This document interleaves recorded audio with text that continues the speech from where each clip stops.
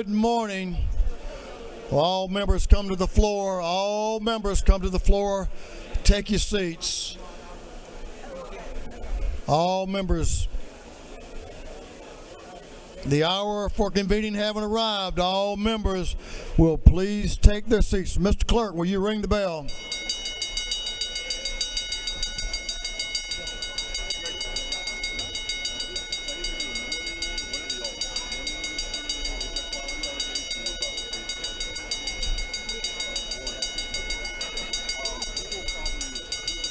There's the switch.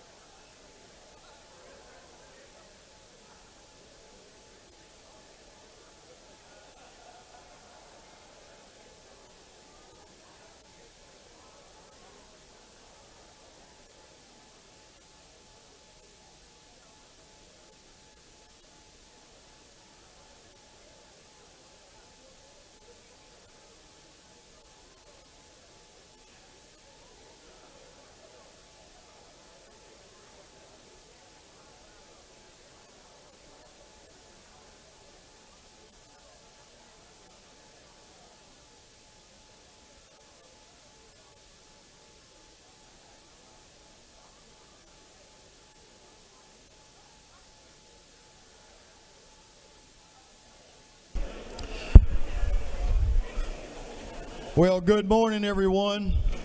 Appreciate you getting here timely, so we'll see if we can go ahead and get started. We're going to have the morning roll call. All members present will please vote green to signify their presence in the chamber. And Mr. Clerk, will you unlock the machines?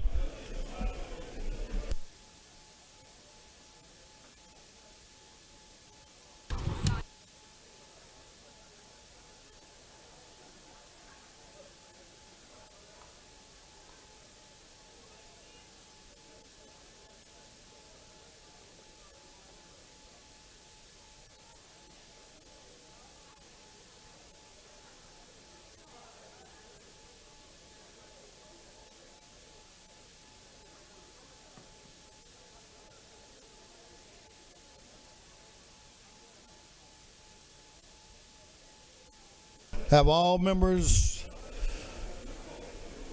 voted? All members. I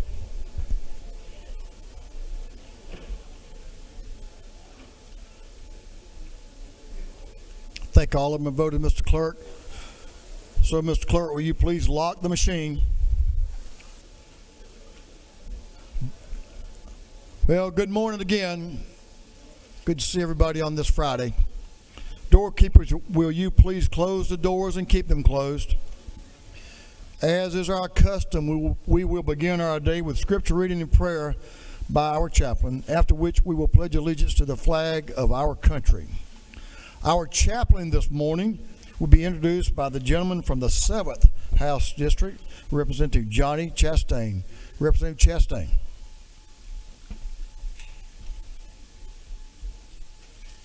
Thank you, Mr. Speaker. Glad to be here this morning. Is everybody glad it's Friday? I know I am. But I'm excited to have Brother Mike Cole with us this morning. His wife, Debbie, is sitting right here to my right. I've known these folks for over 40 years. and from Fannin County. And I graduated with Debbie there, so if you want to have a chance to find out anything about me, I'm sure she could probably share some good stories with you this morning. But Mike pastors McKaysville Church of God. McKaysville Church of God is a pretty legendary church in our district. It's been in existence for a very long time. It's our former GEMA director, Chris Stallings, grew up in that church as a kid. His father was pastor there for many, many years, Tony Stallings, and great family. It's been a like I say, a powerhouse church in our community. And Mike became the senior pastor there about a year ago. Mike also has a very successful auto mechanic shop in Fannin County, and he's also chairman of the Fannin County School Board. So he's very, very active in our community. What I could say about Pastor Mike is, knowing him over 40 years, I know how much he loves our community. And the more you love something, the more you want to protect it. And we're thankful that he's here with us today. And I'm going to ask Brother Mike to come on up.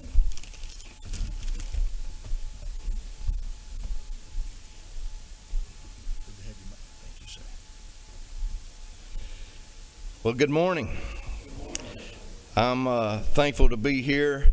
I want to thank Representative Johnny Chastain for the great opportunity to come here, as well as I would like to thank Speaker John Burns for allowing me to speak this morning. I want to let you know that McKaysville Church of God has been blowing up my phone, praying for me, but you know who else they're praying for? They're praying for you. And so I'm excited to be here this morning. I'm going to read to you this morning from Ezekiel chapter 3, verses 10 through 15. And it's something that the Lord's really been dealing with me about. And so when I was asked, they told me I had 25 minutes. So I'm going to go ahead and get started. Moreover, he said to me, this is Ezekiel God is dealing with, and he's telling them to go set the captives free. Moreover, he said to me, Son of man, receive into your heart all my words that I speak to you, and hear with your ears, and go get the captives to the children of your people. I want to pause right there, because this is important for you to understand that sometimes we're going after people when God's saying go after the next generation. We got a generation coming behind that wants to hear from you.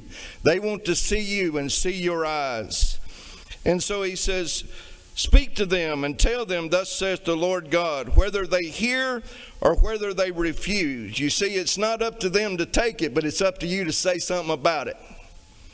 Then the Spirit lifted me up, and I heard behind me a great thunderous voice. Blessed is the glory of the Lord from his place. I also heard the noise of the wings of the living creatures that touched one another, and the noise of the wheels beside them, and a great thunderous noise. So the Spirit lifted me up and took me away, and I went in bitterness in the heat of my spirit. But the hand of the Lord was strong upon me. Then I came to the captives of Tel Aviv, who dwelt by the river Chebar, and I sat where they sat. I'm going to repeat that again, because he said, I sat where they sat and remained there astonished among them 7 days. So the Bible says that Ezekiel went in the heat of his own spirit. Can I tell you that's what most pastors do? In most churches around America, they go in the heat of their own spirit. That's what some politicians do. They go, and we think we have all the answers. The preacher with his Bible school degree, his seminary degree, the politician with his training, his PhD or her doctorate degree. And with the educated ideals, they go down in the heat of their own strength and say, I got all the answers and I can fix this situation. But Ezekiel believed that right up to the point that he entered the city where the captives were, and he looked at it, and then he realized that the gap between where he was living, being able to hear the sounds of heaven, versus the gap where the people were living, it was so huge that he had to sit there and observe 7 days before he felt like he would even have the right or the privilege to speak into their problem. And so if you've never been through problems, if you've never been through trouble, and you're trying to tell me how to live, I'm going to say, get out of my face. I can't stand somebody trying to tell me how to fix all my problems, and you haven't walked through any trouble at all. So if you've never had any kind of adversity blow in your face, I don't want to hear what you've got to say. Isn't it amazing when you have people who have never been where you've been know exactly what you need to do? And I believe there is something that you need to do that will make you powerful before you speak. And that is, you need to watch. And so when he got to the people that he was sent to, he was so overwhelmed by the depth of their need, by the depth of their struggle, and the dilemma that they were facing. The word astonished means that he was made numb. Have you ever been in a situation you just didn't know what to do? He couldn't believe what he was seeing with his eyes.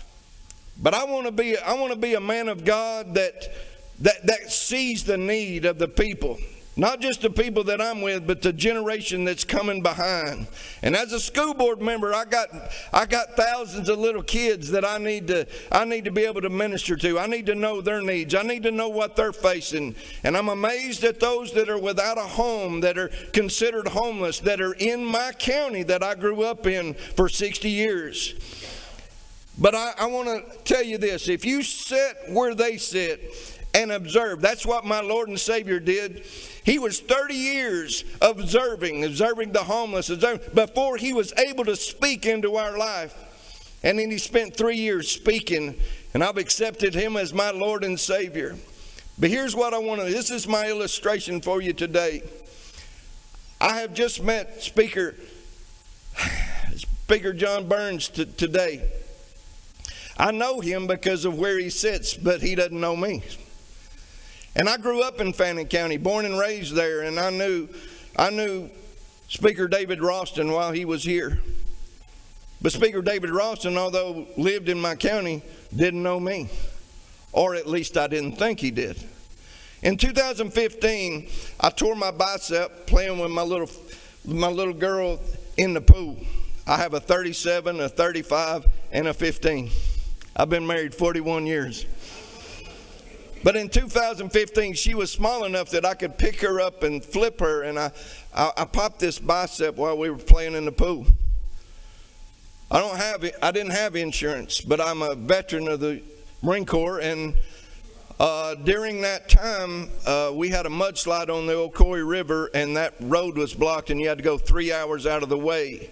I didn't attend my medical checkup on my yearly, and they wiped me off. So I had nowhere to go. But I was eating lunch in Blue Ridge at Tin Loon at the restaurant there, and I had my arm in a sling, and I was getting my stuff, and it just so happened David Ralston was there that day.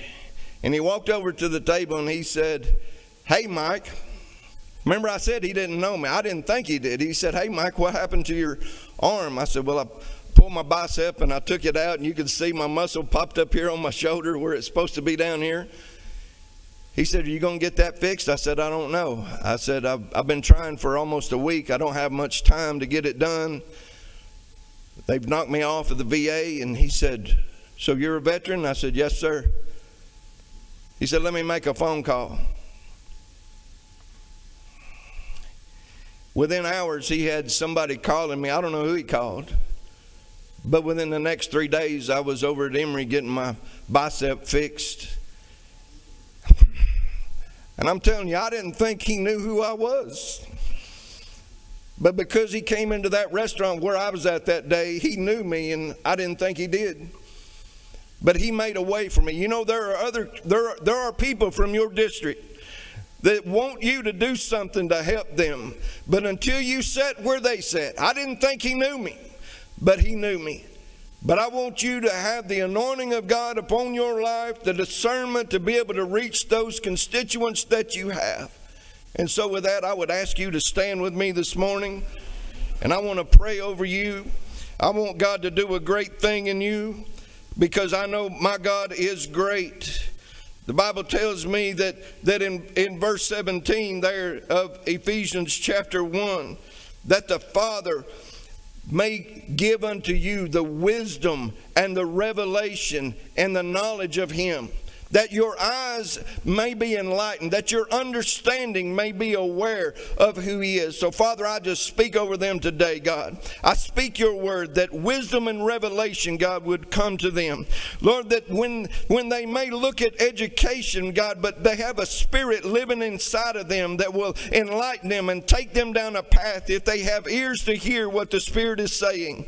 And I pray, God, there would be discernment, God, to come into the lives of those that they represent, God, that they would represent from the smallest to the greatest, God, that they would give equal time to each of those, Father. And I pray for an anointing, God, to spread across this place, God, of each man and each woman that's in here, God, to do the work. God, that we quit looking in the rearview mirror and look out the windshield of the great opportunities, God, you have placed before us. God, you have given us an adventure. And God, may we go forward, God, into that adventure, God, doing the things, God, that you would have us to do. And I praise you for that today in Jesus' mighty name. If you would say with me the pledge this morning as we turn. I pledge allegiance to the flag of the United States of America and to the republic for which it stands, one nation under God, indivisible, with liberty and justice for all. Brother Mike, thank you. Thank you, sir. Thanks for that remembrance. Brother Mike, thank you for that message, and thank you for that remembrance. Doorkeepers, you may open the doors. Members, you may join Brother Mike in the South Ante room for a photo, and thank him for his service to us today.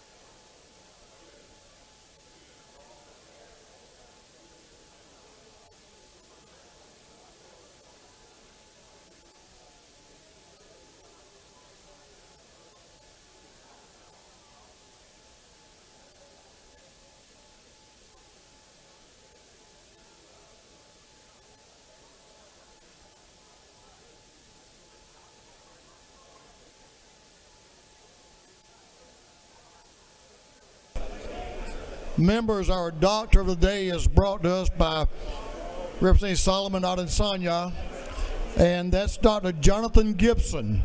Dr. Jonathan Gibson. Thank Dr. Gibson for his service to us today. If you need his services, down in the care station on the first floor.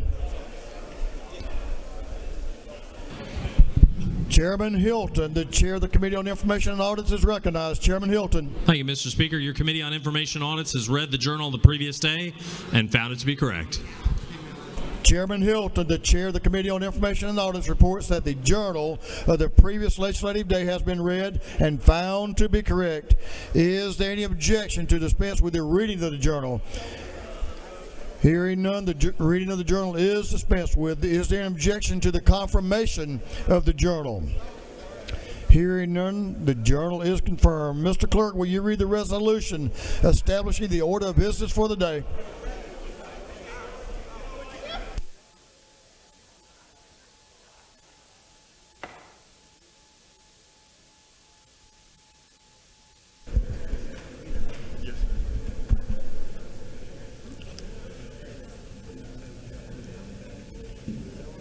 Mr. Clerk. Representative Citation of the 104th moves following be established as the order of business in the first part of the period. Unanimous consents. Introduction of bills and resolutions. First reading and reference of House bills and resolutions. Second reading of bills and resolutions. Reports of standing committees.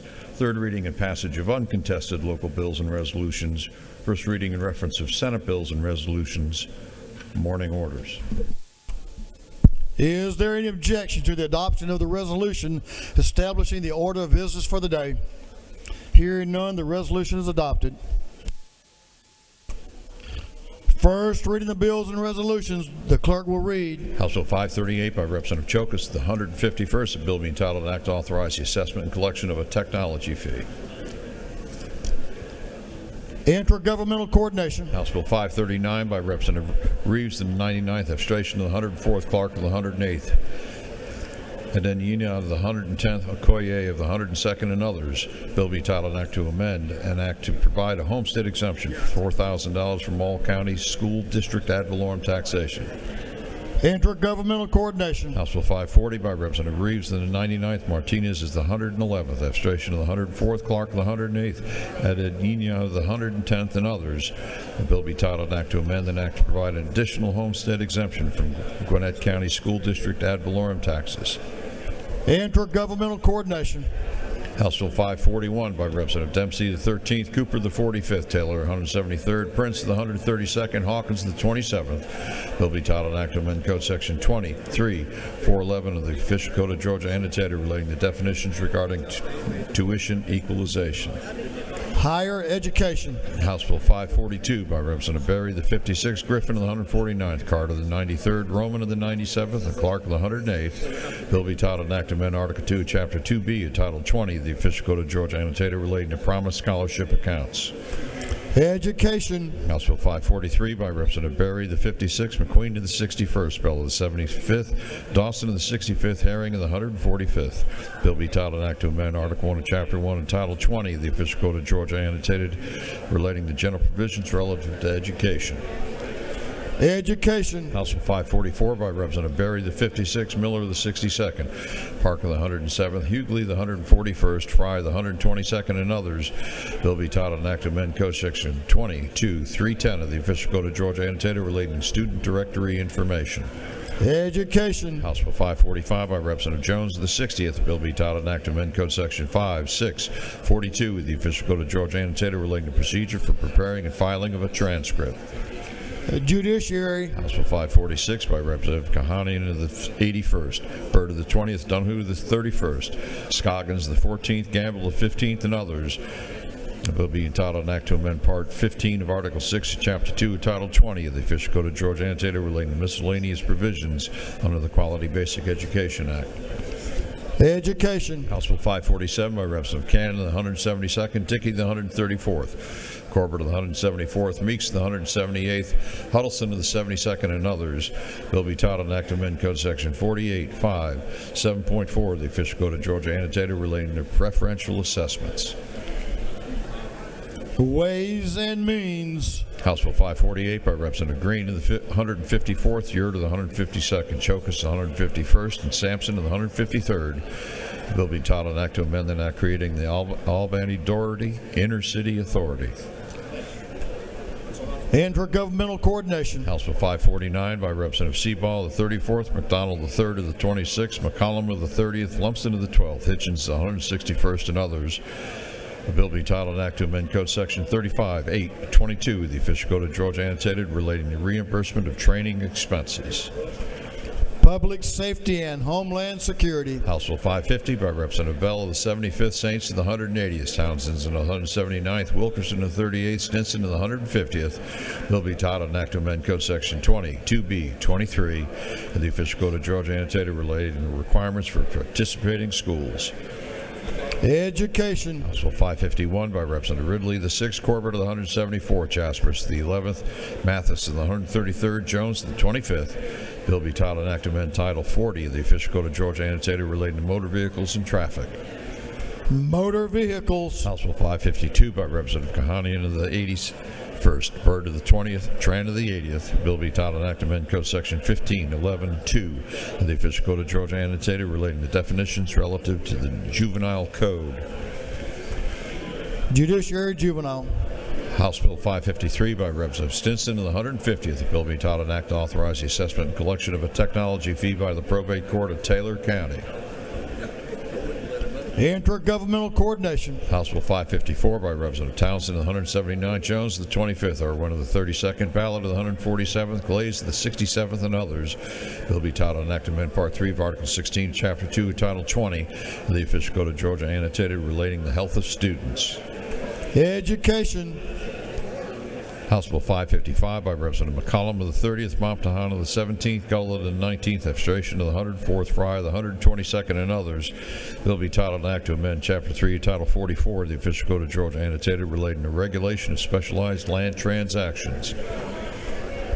Judiciary. House Bill 556 by Representative Cox of the 28th, Williams of the 148th, McDonald of the 3rd of the 26th, Gunner of the 8th, Powell of the 33rd. Bill be titled an act to amend Code Section 52(7)(8.3 of the Official Code of Georgia annotated relating to the operation of watercraft.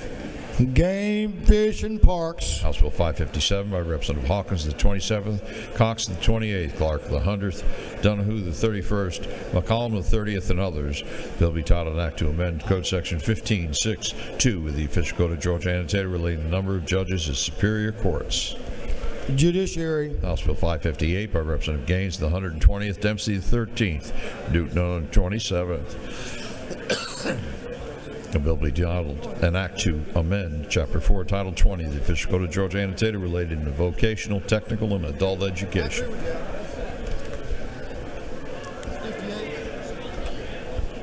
Higher education.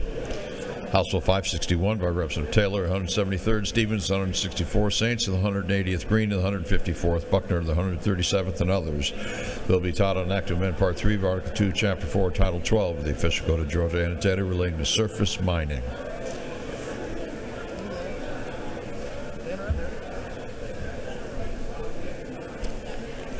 Natural resources and environment. House Bill 562 by Representative Taylor, the 173rd, Stevens, 164, Saints, the 180th, Green, the 154th, Buckner, the 137th, and others. Bill be titled an act to amend Part 3 of Article 2, Chapter 4, Title 12 of the Official Code of Georgia annotated relating to surface mining.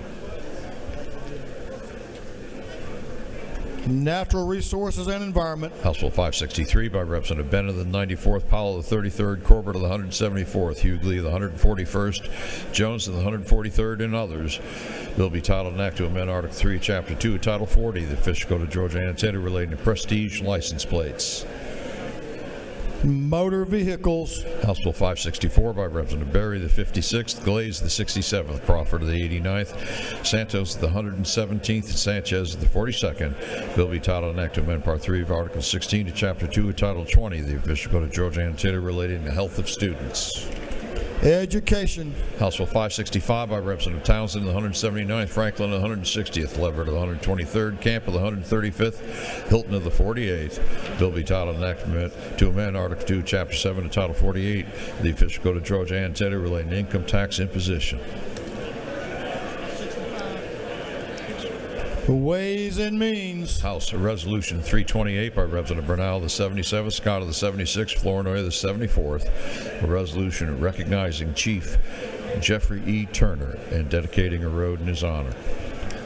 Transportation. Senate Bill 96 by Senator Eccles of the 49th, Hatchett of the 50th, Huffstetler of the 52nd, Payne of the 54th, Robertson of the 29th, and others. Bill be titled an act to amend various titles of the Official Code of Georgia annotated so to modernize and update. Code revision. Senate Bill 98 by Senator Cowser of the 46th, Strickland of the 42nd, Ginn of the 47th, Watson of the 1st, Kirkpatrick of the 32nd. Bill be titled an act to amend Title 29 of the Official Code of Georgia annotated relating to guardian and ward. Judiciary Juvenile. Senate Bill 102 by Senator Robertson of the 29th, Payne of the 54th, Huffstetler of the 52nd, Williams of the 25th, Albers of the 56th, and others. Bill be titled an act to amend Part 1 of Article 2, Chapter 12 of Title 16 of the Official Code of Georgia annotated related to gambling. Judiciary non-civil. Senate Bill 138 by Senator Dixon, the 45th, Stills, the 48th, Cowser, the 46th, Setzler, the 37th, and Anna Duarte, the 31st. Bill be titled an act to amend Chapter 31 and Title 36 of the Official Code of Georgia annotated relating to incorporation of municipal corporations. Intergovernmental Coordination General. Senate Resolution 23 by Senator Cowser to the 46th, Gooch to the 51st, Kennedy the 18th, Albers the 56th, Beach the 21st. A resolution applying to the United States Congress to call a convention under Article 5 of the Constitution. Rules. That completes first readers.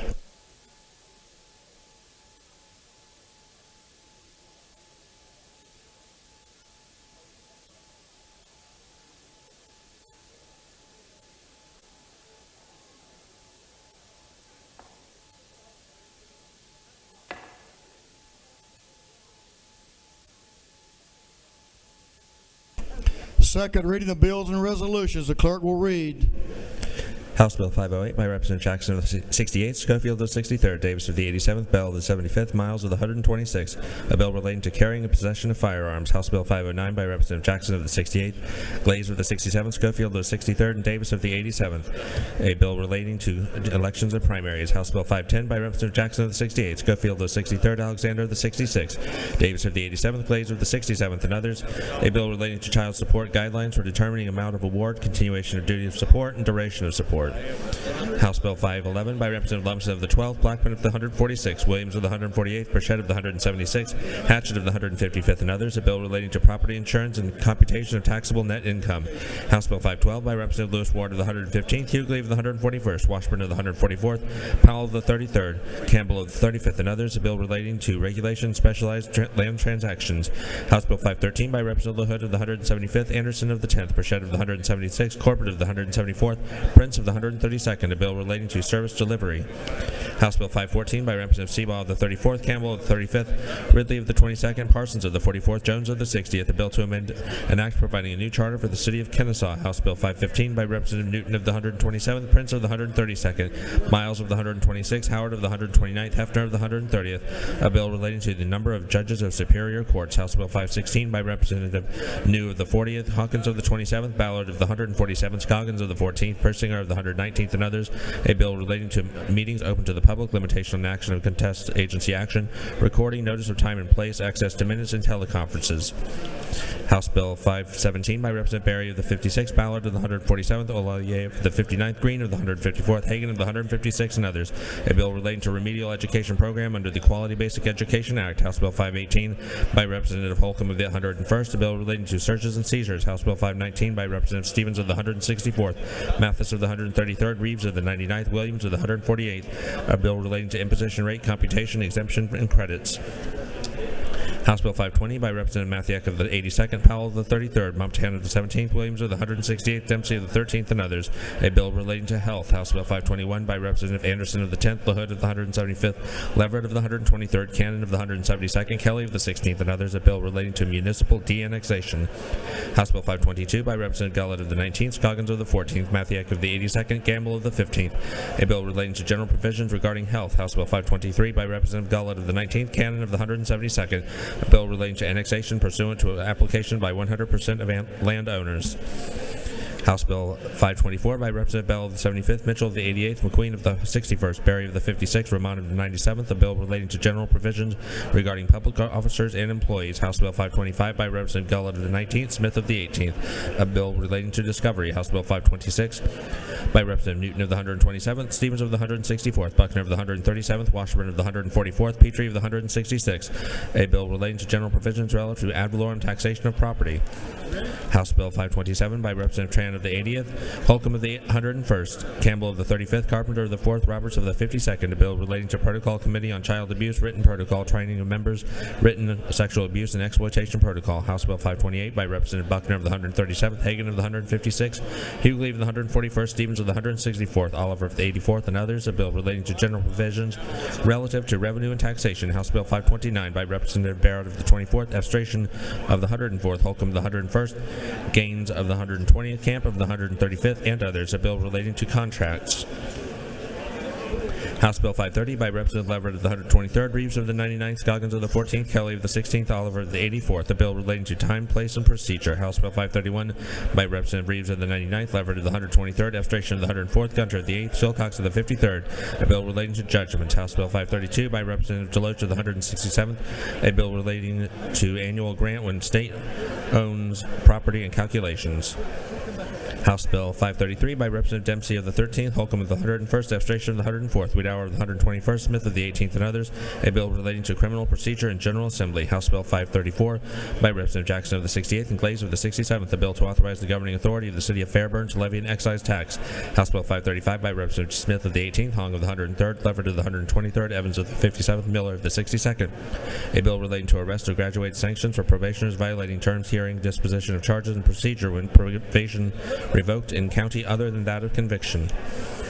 House Bill 536 by Representative Jackson of the 68th and Glaze of the 67th, a bill to create the Public Facilities Authority of the City of Fairburn. House Bill 537 by Representative Blackman of the 146th, a bill relating to sales and use taxes. House Bill 559 by Representative Carson of the 46th, Crow of the 118th, Martin of the 49th, Buckner of the 137th, Cannon of the 172nd, and others, a bill relating to exemptions from sales and use tax. House Bill 560 by Representative Martin of the 49th and Blackman of the 146th, a bill relating to joint county and municipal sales and use tax.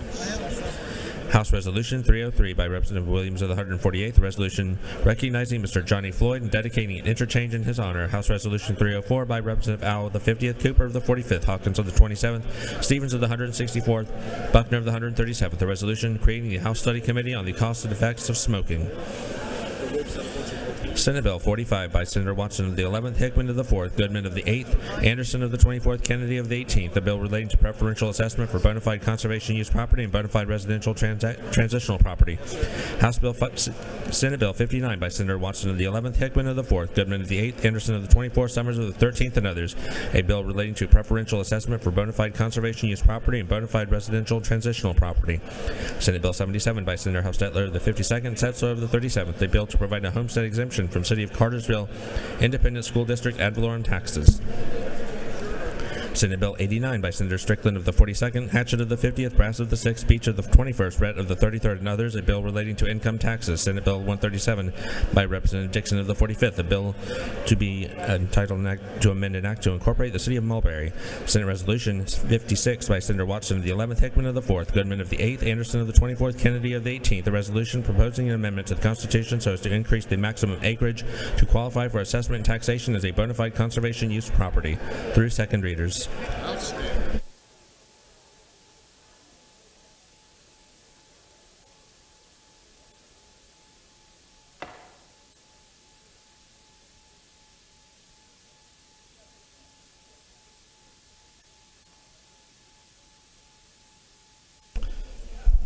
Members, we have a special treat this morning, especially if you like the beach. Just saying. Just saying. So this individual is pretty accomplished. He had good training to begin with, but he went on to serve as commissioner at DNR. He's now serving as director of the Jekyll Island Authority, but most importantly, a former member of this house, dear friend to many of us in this room. If you don't know him, you need to know him. He's really a fine individual and does a great job for us on the coast. And that's former Representative Mark Williams. Welcome back, sir.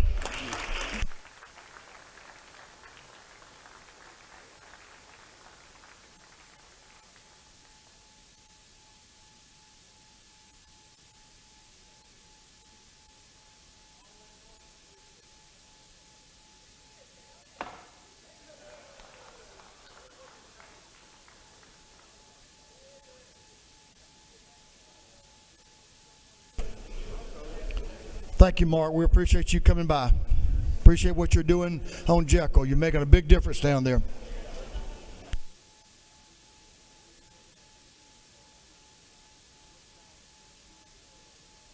Reports of standing committees the clerk will read. Representative Chuck Martin of the 49th District, Chairman of the Committee on Higher Education, submitted the following report.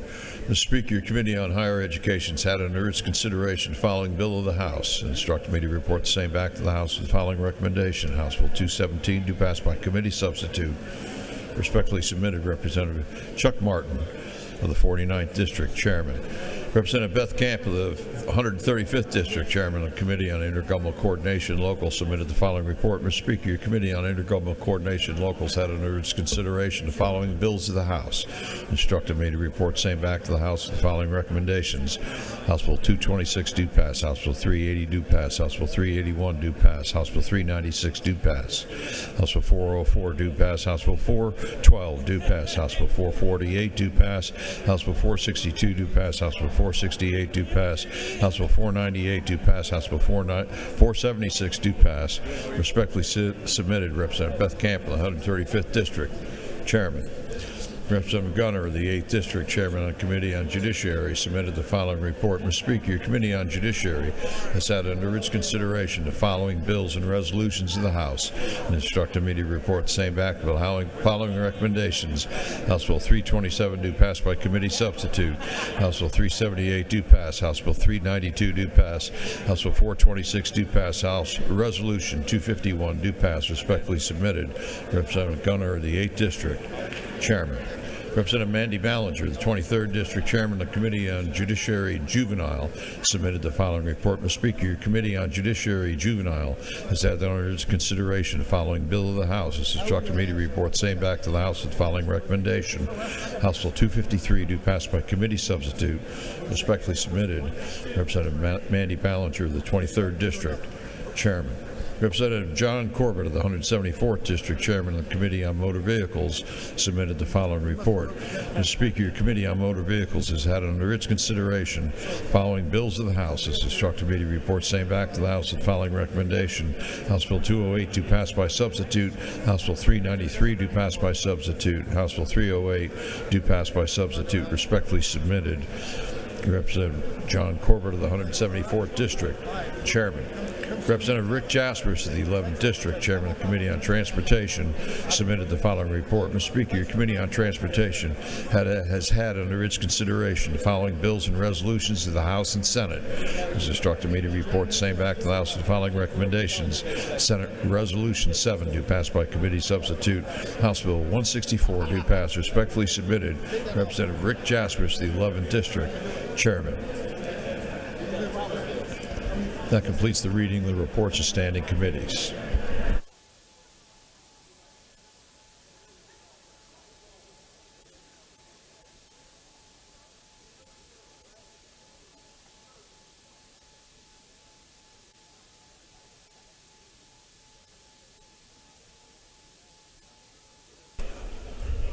Members, if you'll come to your desk, we do have a local calendar this morning. So we're going to move on to third reading and passage on the uncontested bills, and we have one bill that on the local calendar relates to homestead exemption and requires a recorded 2/3 roll call vote for the passage. Members will please come to your desk for the third reading and passage of uncontested local bills. If there is no objection, we will vote on the local calendar as a whole with a recorded vote. Hearing none, it is so ordered. You ready, Mr. Clerk? Mr. Clerk, will you read the local calendar? House Bill 226 by Representative Mathis of the 133rd, City of Cochrane. House Bill 380 by Representative Green of the 154th, Randolph County. House Bill 381 by Representative Green of the 154th, Clay County, Marion County, Webster County. House Bill 396 by Representative Candle of the 35th, City of Ackworth. House Bill 404 by Representative Taylor of the 92nd, City of Conyers. House Bill 412 by Representative Kelly of the 16th, Polk County.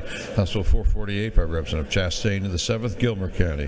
House Bill 462 by Representative Hagan of the 156th, Toombs County. House Bill 468 by Representative Huddleston of the 72nd, Heard County. House Bill 498 by Representative Hefner of the 130th, Augusta, Richmond County. House Bill 476 by Representative Stevens of the 164th, Bryan County.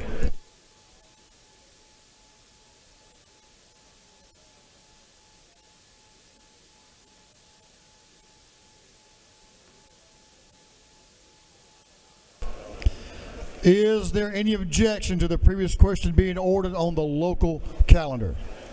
Hearing none, the previous question is ordered. Is there any objection to agreeing to the report of the committee, which was favorable to the passage of the bills? Hearing none, the report of committee is agreed to. Shall these bills now pass? Those in favor of the passage of the bills on the local calendar will vote yes. All those opposed will vote no.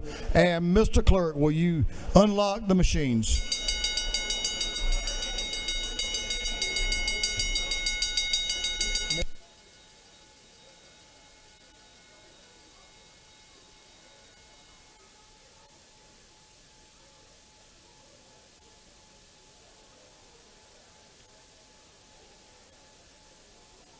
Have all members voted?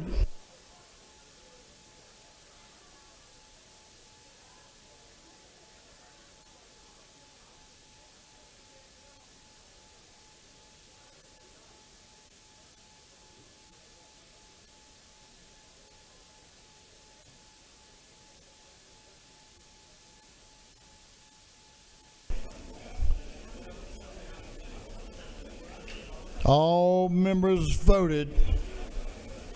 If so, Mr. Clerk, will you lock the machines? On the passage of the local calendar, the yeas are 170 and nays are 0. These bills, having received the requisite constitutional majority, are therefore passed. We have 3 members who want to speak this morning on morning orders. Representative Cooper, Representative Cummins, and Representative Reese.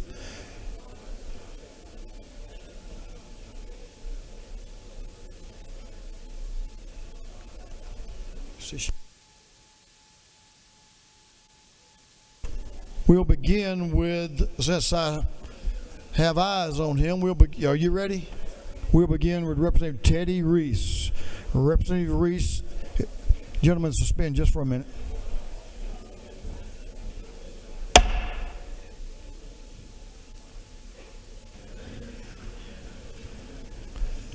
Morning orders are always informational and important to the member and important to this House, so give the gentleman your attention.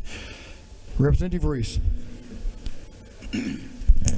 Good morning, Mr. Speaker, and thank you so much for this opportunity. Mr. Speaker, I rise this morning to acknowledge in our presence here in the gallery one of the best young professional organizations in the state of Georgia, and that is the Urban League Young Professionals. And we have chapters with us here today from Atlanta and from Columbus, Georgia. And we have our amazing, phenomenal presidents, Mr. Leader. Both organizations are led by 2 great women, 2 accomplished women, Dr. Tiffany McBride and Ms. Crystal Jordan. So if you will please stand while the House welcome the young, all of you stand, everybody stand up while the House welcome the Urban League Young Professionals. Welcome to the People's House. Mr. Speaker, I yield the well. Thank you. Thank you, Representative, and welcome to the People's House. Appreciate what y'all do. Come back anytime. Representative Cummings.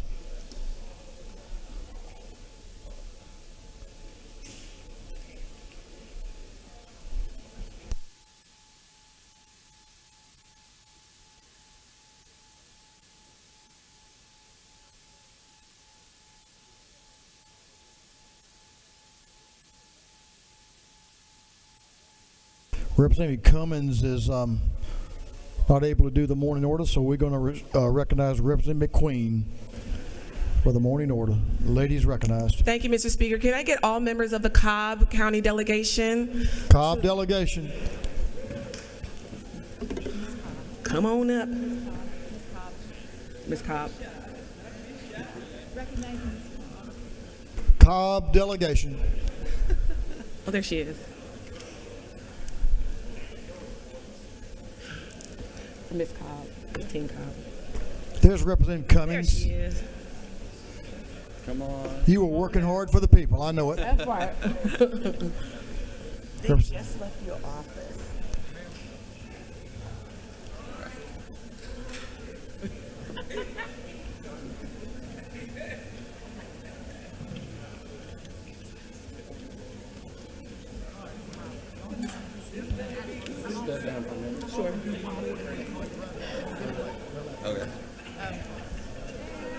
Cobb delegation, if y'all will sit in the seats just for a minute, we're going to call you right back. We'll allow your folks to get closer to the floor, to the gallery. Chairman Saines. Chairman Saines is recognized. And let's see. Oh, all right. Representative Townsend, Representative DeLoach. Y'all want to join Chairman Saines? Thank you, Mr. Speaker. As Give they them get, just a second. Yes, sir. We got to pause just for a minute anyway to give the folks a chance to get here. So, coastal delegation is recognized. I'm on this side or something. Thank you, Mr. Speaker. Along with my colleagues up here, I'm honored to welcome our Jekyll Island leadership team right here to my left, led by former state rep and former DNR commissioner Mark Williams. You have the oldest live oak, a sampling of the oldest live oak on Jekyll. It's located in the historic district. Former state rep, I believe, Don Hogan, planted it when he was a child. But we appreciate having them here. You have an annual report of all the great things Jekyll Island's doing as one of the greatest welcome mats in the state of Georgia, and thank you, Mr. Speaker, for recognizing them. All right, good job, sir.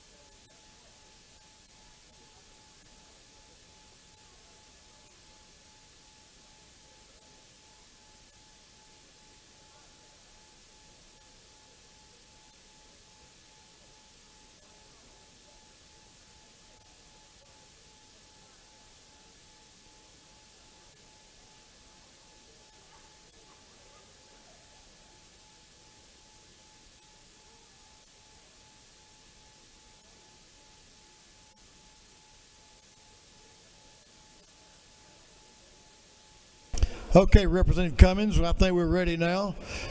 And the Cobb delegation will join Representative Cummins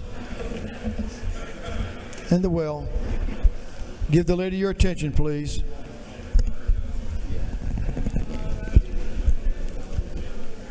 Is that everybody? Give the lady your attention. Thank you. Good morning, everyone. It is my pleasure to introduce to you today and to congratulate Ms. Cobb, Aaliyah Phillips. Ms. Cobb County, please stand. And Ms. Cobb County teen, Melanie Tidmore. Both of these young ladies represented Cobb County and their respective contests, and they won, and they will be moving on to represent Georgia in June 2025. Again, congratulations, ladies.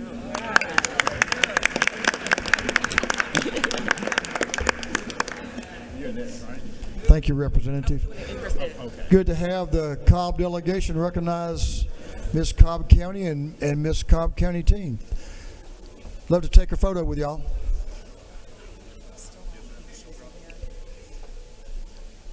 We have one more morning order, and we're going to give her just a moment to get back to the floor, and then we'll move on.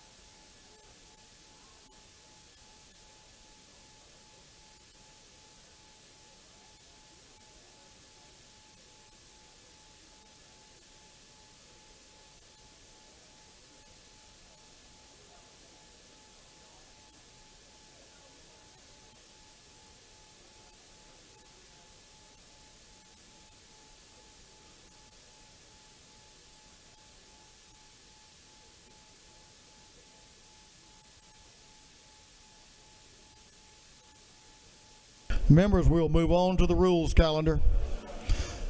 Good to have our friends and family and constituents on the floor and in the gallery. Welcome to them all. But we have a rules calendar. Mr. Clerk, will you read the caption to House Bill 167? 167. House Bill 167 by Representative Hagan and the 156 and others being titled an act to amend Article 1 of Chapter 3, titled 27 for the official code of Georgia annotated relating to hunting, so as to authorize fluorescent pink hunting outer garments. This bill having assigned to the Committee on Game, Fish, and Parks. That committee recommends that this bill do pass. Chair Lady Hagan is recognized to present the bill. Have you presented this before? Like last year? Did it pass? Wait a minute. I don't think that mic's on. It passed? Yes, Mr. Speaker, it passed this House unanimously last year, I believe. Well, good luck again. Thank you. Ladies recognized. Thank you. Colleagues, I have House Bill 167 today. Currently, if you are hunting in certain situations, you're required to wear, or anyone who is with you is required to wear at least 500 square inches of fluorescent orange in the upper half of your body for safety purposes to hunt. This bill would allow you to have the option to also wear fluorescent pink if you choose to do so. That is what the bill does. We did some research after it passed unanimously last year, thank you, and found that in some cases it's actually more visible to people who suffer from color blindness than orange. So, and in addition to that, in states that have already added fluorescent pink to their list of acceptable colors to wear for safety, hunting license sales went up. So we think this is good all around for Georgia and for the people who enjoy hunting here. That's the bill, Mr. Speaker. You have no questions. Thank you. I yield the well and ask for your favorable consideration. Ladies yielded the well. Is there any objection to the previous question being ordered? Hearing none, the previous question is ordered. Is there any objection to agreeing to the report of the committee, which was favorable to the passage of the bill? Hearing none, the report of the committee is agreed to. Shall this bill now pass? All in favor of the passage of the bill will vote yes. All those opposed will vote no. And Mr. Clerk, will you unlock the machine?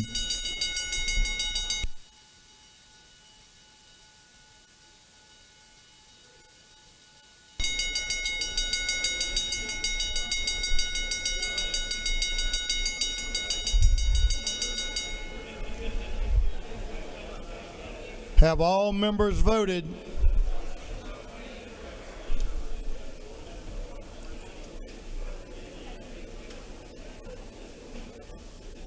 All members voted. If so,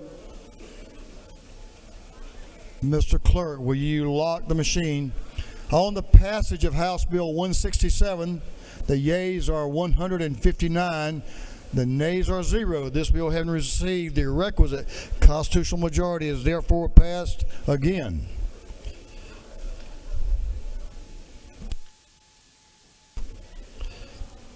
Mr. Clerk, will you read the caption to House Bill 58? House Bill 58 by Representative Richardson, the 125th, and others to be entitled an act to amend Chapter 1 and Title 6 of the Official Code of Georgia annotated relating to general provisions relative to aviation, so as to authorize the adoption of local ordinances, resolutions, regulations, or policies that restrict the flight of unmanned aircraft systems over mass public gatherings. This bill has been referred to the Committee on Technology and Infrastructure Innovation. That committee recommends that this bill do pass by committee substitute. Representative Richardson, I appreciate your persistence, your attention, and you working through the process to make sure that you became a part of this family, a part of this chamber, and you bided your time until you got ready for this bill, right? This is your first, second, or third bill? This is your first bill? Been in the well, but did you have a bill? No, sir. Oh, you didn't have a bill. I just wanted to make sure all your family was aware this is your first bill. You chose a good one too. Representative Richardson is recognized to present the bill. Thank you, Mr. Speaker. I come to you this morning to present House Bill 58. This bill is in response to concerns regarding operation of unmanned aircraft over certain gatherings of people.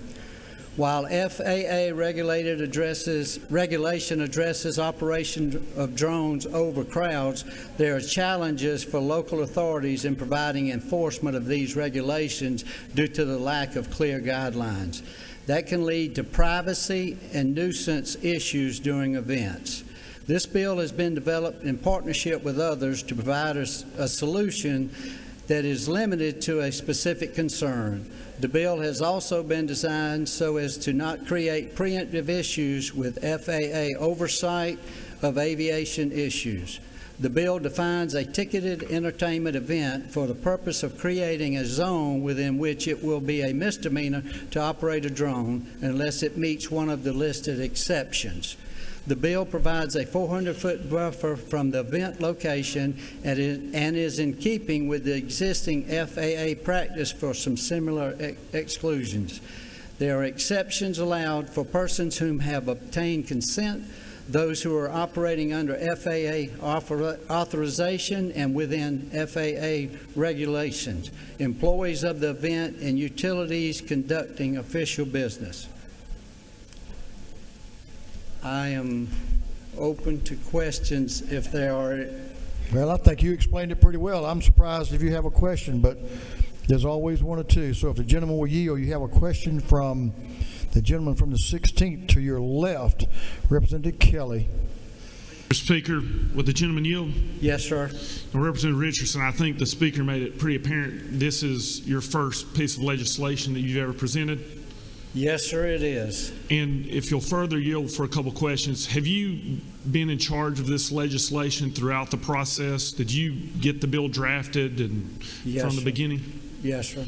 Well, I notice here that we're not dealing with your original bill. We're dealing with a House Committee on Technology and Infrastructure Innovation substitute to the bill. So could you tell me what you had screwed up in your initial draft that the committee had to fix for you? Yes, sir. I didn't think I had done that mess up, sir, but there were other people that seemed to think that I had screwed it up. So in working with those people to try and meet the needs in future, maybe utilities or something, if there was a problem going on, that they could come in and operate over it. Well, I appreciate that explanation. I hope to get a further one from you the week we get out of here over in your hometown. Yes, sir. I understand your question, sir. Gentlemen, yield for maybe one or two more. Yes, sir.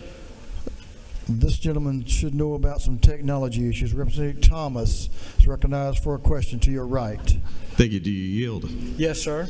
On line 47, it says authorized by federal regulations. Could you cite the CFR specifically that you're referencing? There's a pretty good list of those, and I think some of the folks in South Georgia would like to get home this afternoon. Thank you. Thank you for the question. Let's get one from the coast, see what he's got on his mind over here. Representative Saines is recognized for a question. Does the gentleman yield? Yes, sir. Just to better understand ticketed entertainment events, the gentleman seems to have a lot of experience in life and in this bill. What was your favorite ticketed entertainment event you've ever attended? Some of my favorite ticketed events are some that Mr. Kelly enjoys attending also. And so, and I think he may have referenced a ticketed event in his comments a little bit ago, so I enjoy those ticketed events also. That's getting pretty close to it, but we won't go any further with that. Last question is from one of the governor's floor leaders, Representative Wade, to your right in the back. Thank you, Speaker. Does the gentleman yield? Yes, sir. Serious question. So I appreciate you bringing the bill. Appreciate your passion on the issue. Would you consider yourself to be an expert in operating unmanned drones? Sir, I would definitely not consider myself an expert in very many things, and operating a drone is surely one of those things. All right. And would the gentleman yield for one last clarification? Yes, sir, I would. Do you think, since this is your first bill, that you feel like you've been flying blind? Absolutely, pretty much flying blind, sir, and in reverse. You did a great job. Would gentleman yield for one more? I have a question. Yes, sir. Have you ever flown on a drone? No, sir, I haven't. Did you expect to fly on a drone anytime No, soon? sir, I do not. Well, you better buckle up your seatbelt because it's coming. You have no further questions. Thank you, Mr. Speaker, and I yield well. Good job, Representative Williamson.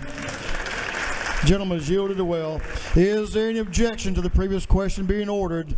Hearing none, the previous question is ordered. Is there any objection to adopting the committee substitute? Hearing none, the committee substitute is adopted. Is there any objection to agreeing to the report of the committee, which was favorable to the passage of the bill? Hearing none, the report of the committee is agreed to. Shall this bill now pass? All in favor of the passage of the bill will vote yes. All those opposed will vote no. And Mr. Clerk, will you unlock the machine?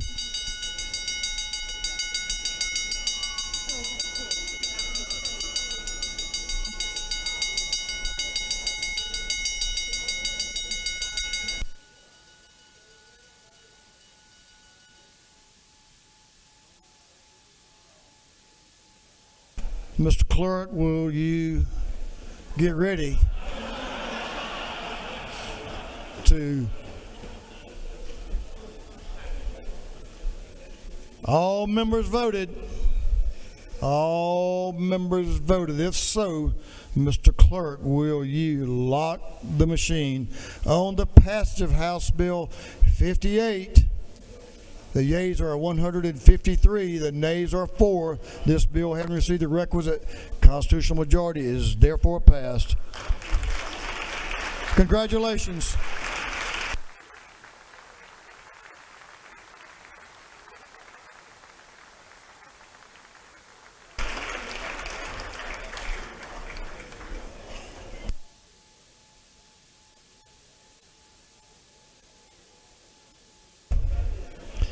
Mr. Clerk, will you read the caption to House Bill 192? House Bill 192 by Representative Gamble of the 15th and others to be entitled an act to amend Title 20 of the official code of Georgia annotated relating to education so as to include specific references to programs included in the high demand career list. This bill having referred to the Committee on Education, that committee recommends that this bill do pass.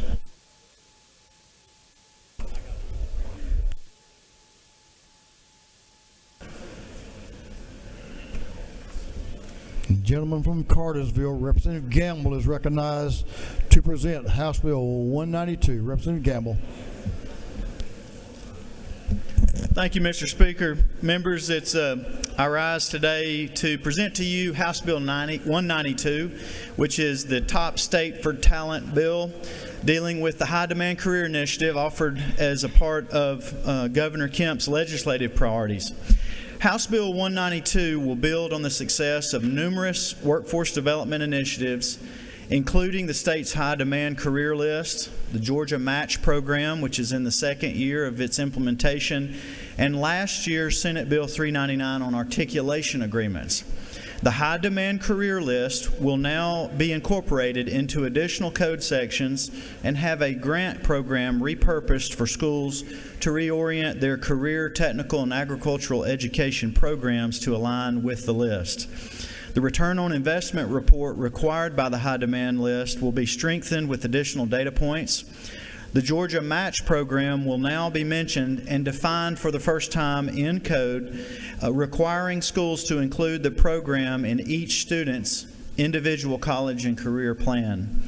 The Department of Education will now work collaboratively with the University System of Georgia and the Technical College System to report on their articulation agreements for their CTAE programs. We're very thankful for the contributions and leadership of several partners, including Chairman Matt Dubnik, Chairman Matt Brass, who chaired a joint study committee on dual enrollment for highly skilled talent at younger ages, outside entities and individuals who have shared what industry needs, and several state agencies who have contributed their insight, feedback, and support.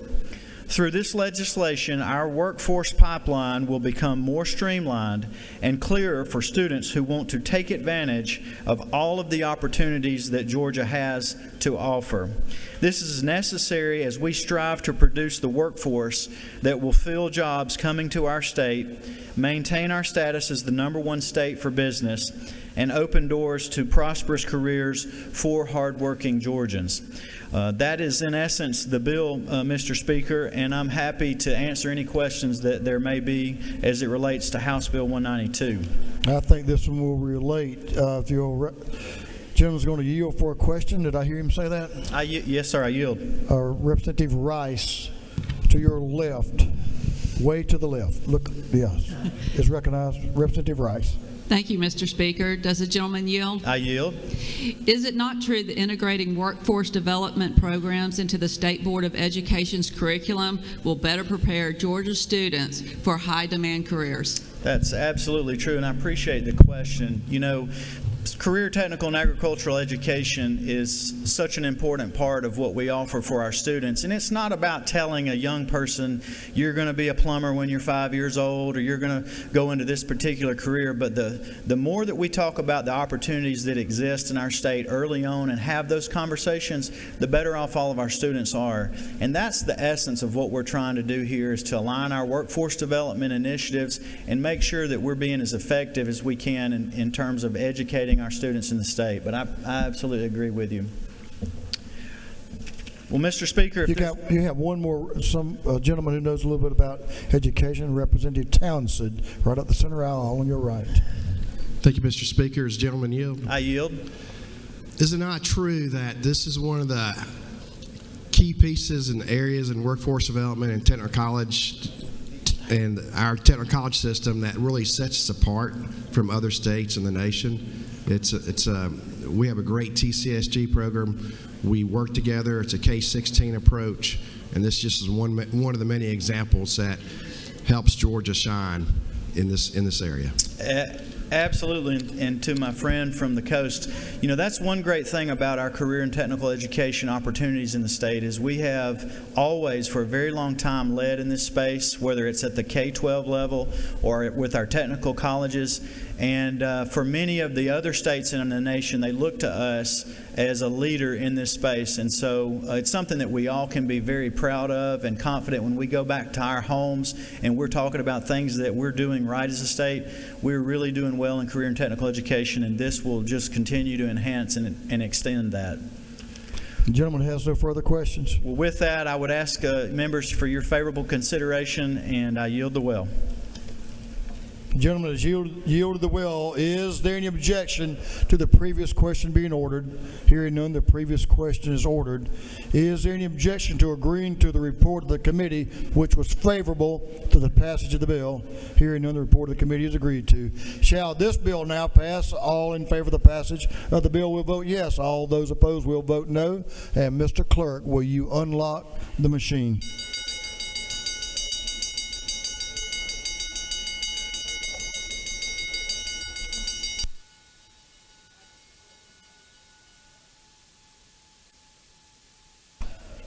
Have all members voted?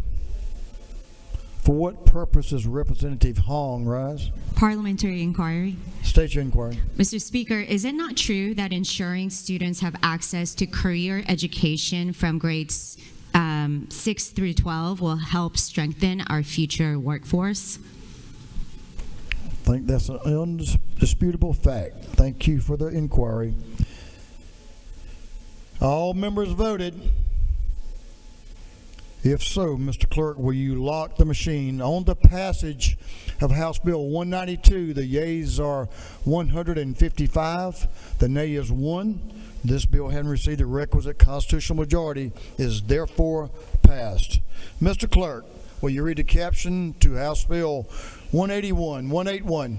House Bill 181 by Representative Earhart of the 36th and others to be entitled an act to amend Chapter 10 and Title 31 of the Official Code of Georgia annotated relating to vital records so as to provide for the issuance of a certificate of foreign birth by the state registrar without a judicial order if certain criteria are met. This bill having referred to the Committee on Judiciary, that committee recommends that this bill do pass. Representative Earhart is recognized to present the bill. Thank you, Mr. Speaker. And colleagues, I present to you for your consideration House Bill 181, a Georgia foreign adoption bill. This bill removes a costly and duplicative step for Georgia families who seek to acquire a Georgia certificate of foreign birth for a child who has already completed the foreign adoption process as recognized by the U.S. Citizenship and Immigration Services, and this child has already received a certificate of U.S. citizenship. So in layman's terms, this is going to benefit your constituents. This is one of those bills, and I love carrying them, that you can just feel good about at the end of the day and that your constituents are going to appreciate. Most of us do have constituents who have engaged in the foreign adoption process. So under current law, when a family adopts a child internationally and that adoption is recognized and verified at the federal level and the child is granted citizenship, Georgia requires adoptive families to undergo something known as a readoption process or a domestication process to obtain a certificate of foreign birth. So this process involves hiring an attorney and navigating the court process again to obtain a report of adoption, which is just an acknowledgement of the adoption, which is later submitted to the Georgia Department of Vital Records to obtain the child's certificate of foreign birth. So readoption is an expensive, redundant, and a time-consuming process for Georgia families who've already incurred great expense to adopt their children internationally. Now, you may be asking, why does a child have to have a certificate of foreign birth? Essentially, it's just a Georgia birth certificate, much like you or I might have if we had been born here in the U.S. But without this certificate of foreign birth, adoptees will really only have their original copy of their birth certificate from their country of origin. That can present challenges to them throughout their life when they are looking to use a birth certificate for identification purposes. Some entities may not recognize these certificates, and they're also very difficult to replace. So adoptive families that adopt children internationally are encouraged to go for and get a certificate of foreign birth for their children. Now, the bill, what it does is it eliminates that duplicative step. Since the required verification of documents for the foreign adoption has already occurred at the federal level, any readoption process, we believe here in Georgia, is just duplicative and unnecessary. 29 other states have removed and eliminated this readoption process. Folks, this is good for Georgia's children. It's good for Georgia families. This issue was really brought to my attention by a constituent who adopted 4 children internationally. The total cost to bring those children home was close to $80,000. You can imagine with foreign adoption, there's a lot of red tape. You have to travel. And then when they returned home, they had to go back and hire an attorney and spend an additional $5,000 just to get that certificate of foreign birth. So, Mr. Speaker, that is the bill in a nutshell, and I will yield for any questions.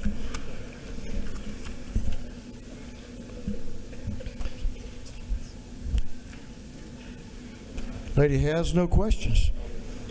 All right. If so, Mr. Speaker, I'll yield the well. You must have done a great job there. I was listening. Lady has yielded the well. Is there any objection to the previous question being ordered? Hearing none, the previous question is ordered. Is there any objection to agreeing to the report of the committee, which was favorable to the passage of the bill? Hearing none, the report of the committee is agreed to. Shall this bill now pass? All in favor of the passage of the bill will vote yes. All those opposed will vote no. And the clerk, Mr. Clerk, will you unlock the machine?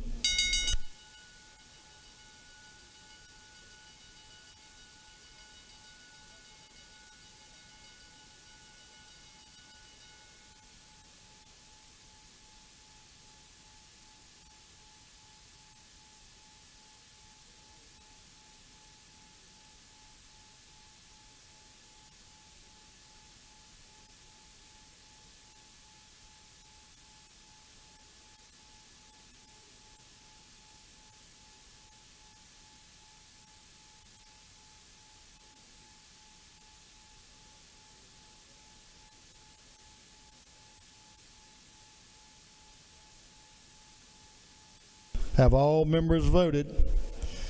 All members voted. If so, Mr. Clerk, will you lock the machine?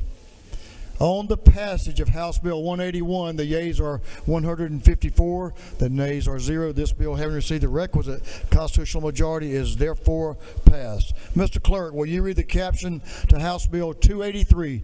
283.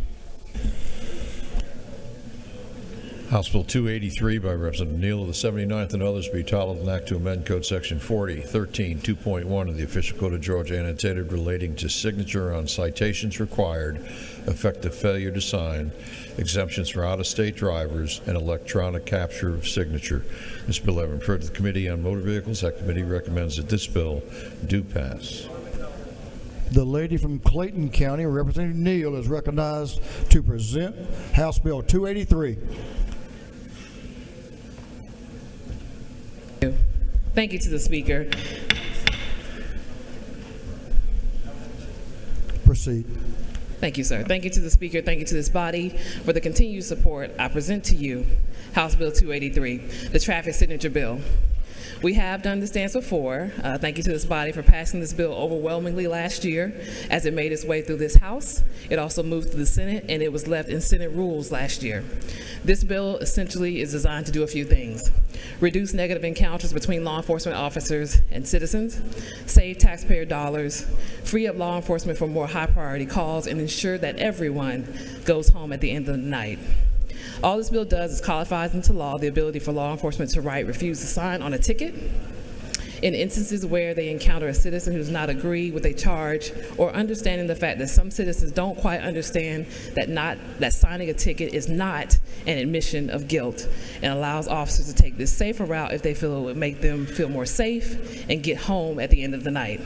Thank you to my bipartisan co-sponsors and to my external law enforcement supporters of this bill: Georgia Chiefs of Police, GMA, ACCG, Georgia Department of Public Safety, the troopers. And with that, Mr. Speaker, if I don't have any questions, I yield the will. You have a question, if you'll take one. I will. Representative Reeves, to your right, has a question. Thank you, Mr. Speaker. Would the gentlelady yield for a question? Of course, to my friend. Is it not true that you have been a police officer, you've worked on this bill for a long time, and this bill will de-escalate situations on the roadside and keep public safety? Absolutely. We want everybody going home at the end of the night. Thank you. Thank you. The lady has no further questions. Thank you. I ask this body for your favorable consideration. Good job. The lady has yielded the well. Is there any objection to the previous question being ordered? Hearing none, the previous question is ordered. Is there any objection to agreeing to the report of the committee, which was favorable to the passage of the bill? Hearing none, the report of the committee is agreed to. Shall this bill now pass? All in favor of the passage of the bill will vote yes. All those opposed will vote no. And Mr. Clerk, will you unlock the machine?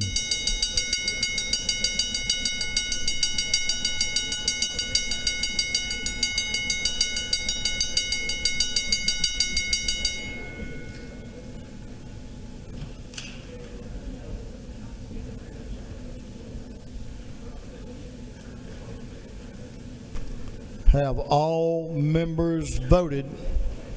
All members voted.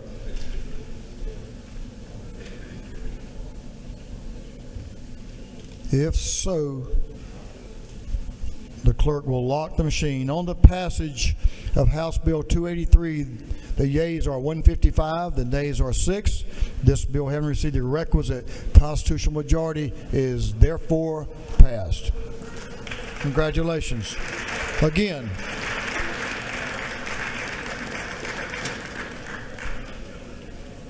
Mr. Clerk, will you read the caption to House Bill 205. House Bill 205 by Representative Clark of the 100th and others to be entitled an act to amend Chapter 1 of Title 6 and Article 2A of Chapter 3 of Title 38 of the Official Code of Georgia annotated relating to general provisions relative to aviation and the Board of Homeland Security, respectively, so as to provide for the development of a list of approved unmanned aircraft systems for use. This bill having referred to the Committee on Public Safety and Homeland Security, that committee recommends that this bill do pass by committee substitute.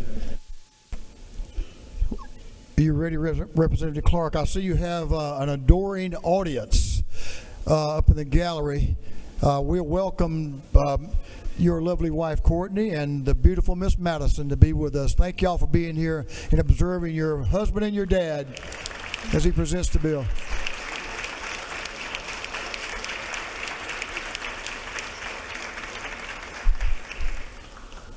The gentleman is recognized to present the bill. Representative Clark.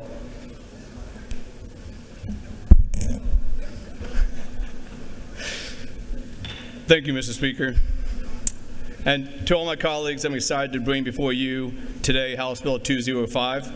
Today we address an issue of national security, one that directly impacts Georgia's government agencies and their use of drones. It is no secret that vast majorities of drones used in the United States are designed, manufactured, or assembled in the People's Republic of China. The U.S. Department of Defense, federal security agencies, and multiple state governments have raised serious concerns about the security risks posed by these foreign-made drones.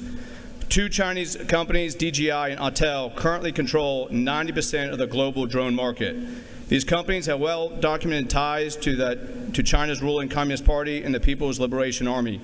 Both the FBI and the Cybersecurity and Infrastructure Security Agency, CISA, have identified their drones as a significant security risk. Why is this a problem? These drones have the capability to store and transmit data. Under Chinese law, companies must share their data with the government.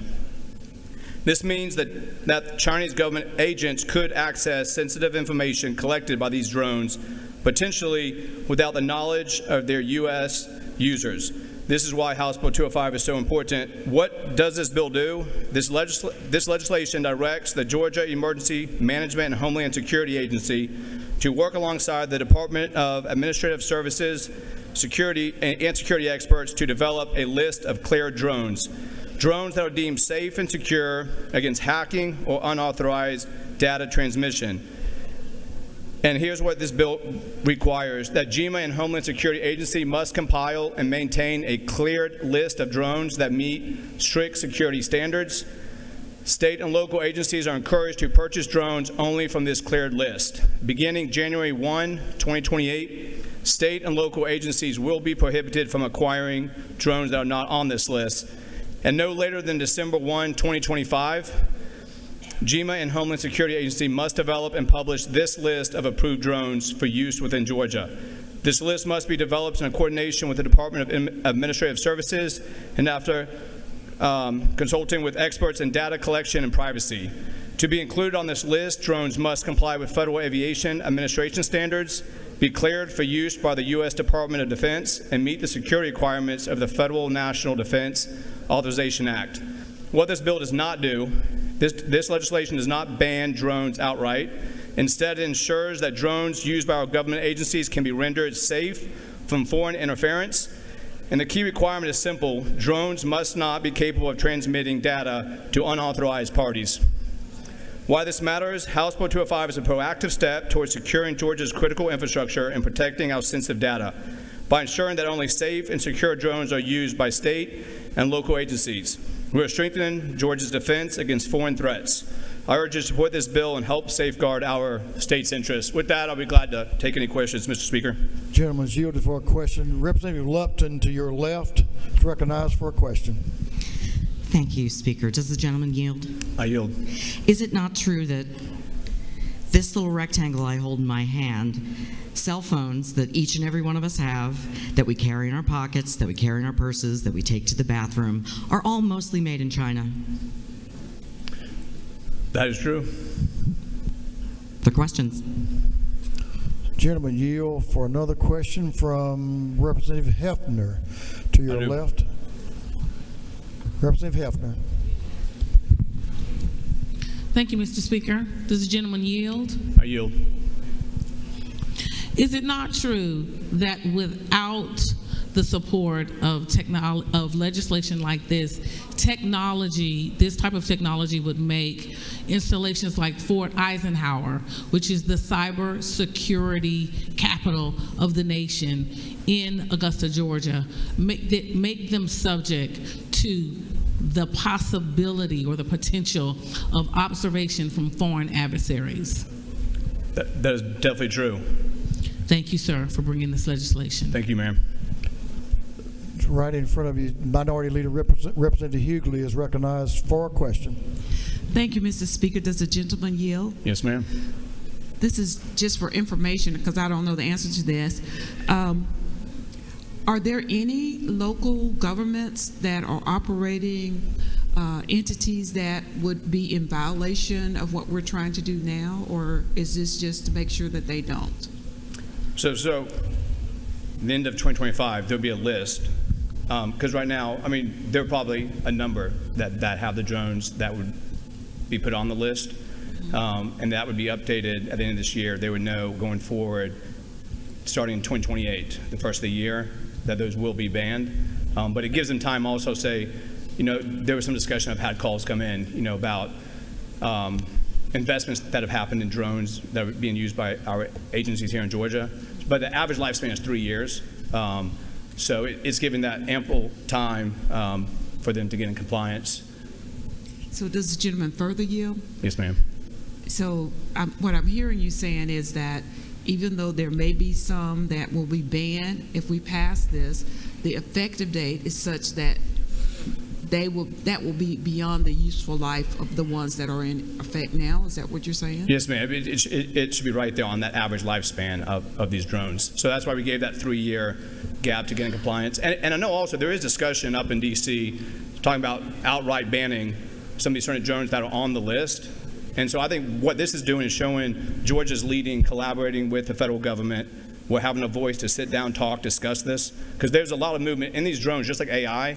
Every day, and especially with this war in Ukraine, you're having like 100,000 drones on the Russian side and on the Ukraine side going at each other. And so a lot of technology is speeding up real fast. Also, like air gapping, sandboxing, where it can secure even some of these drones that might be on the ban list. We might have the technology to be able to still use them, but then stop the transmitting of data.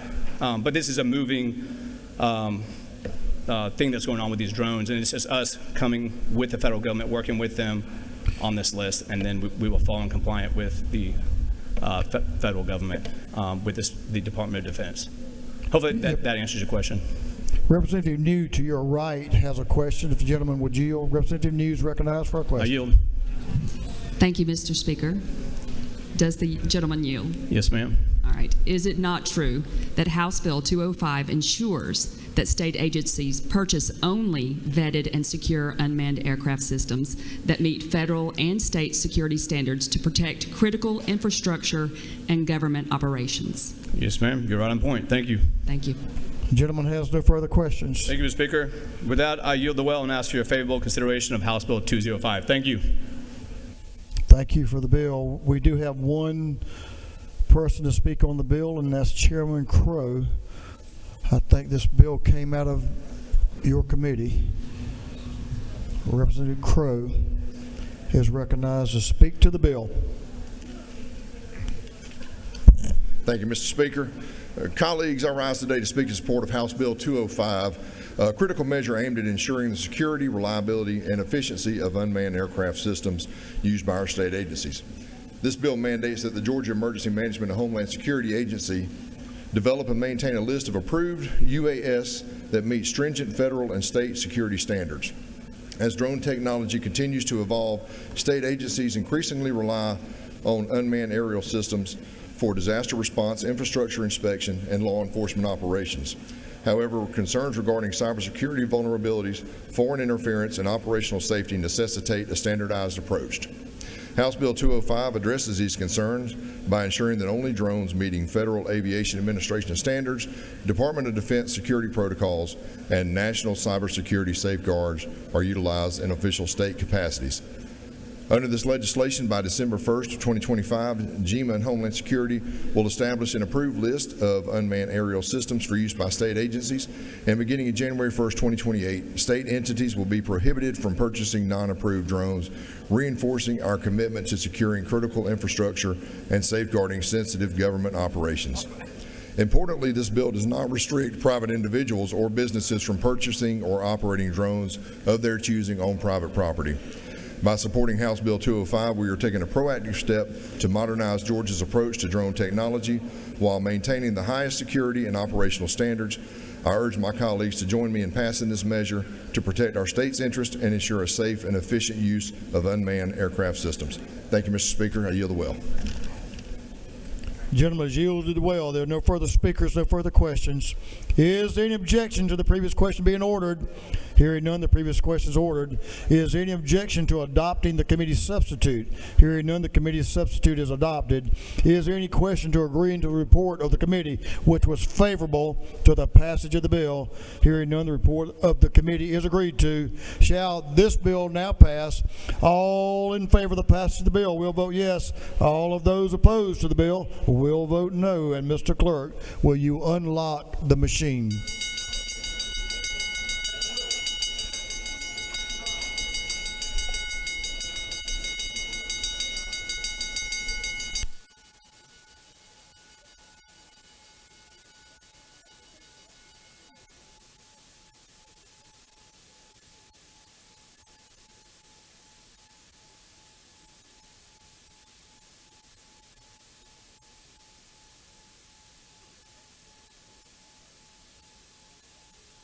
Have all members voted?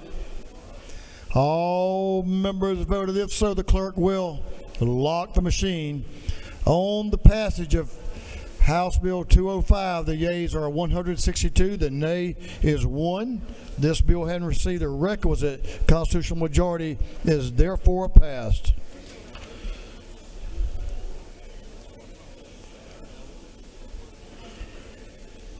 Members, we're going to take up a bill now. We want our brethren on the other side of this building to acknowledge their Representative Huddleston that we're taking up a Senate bill.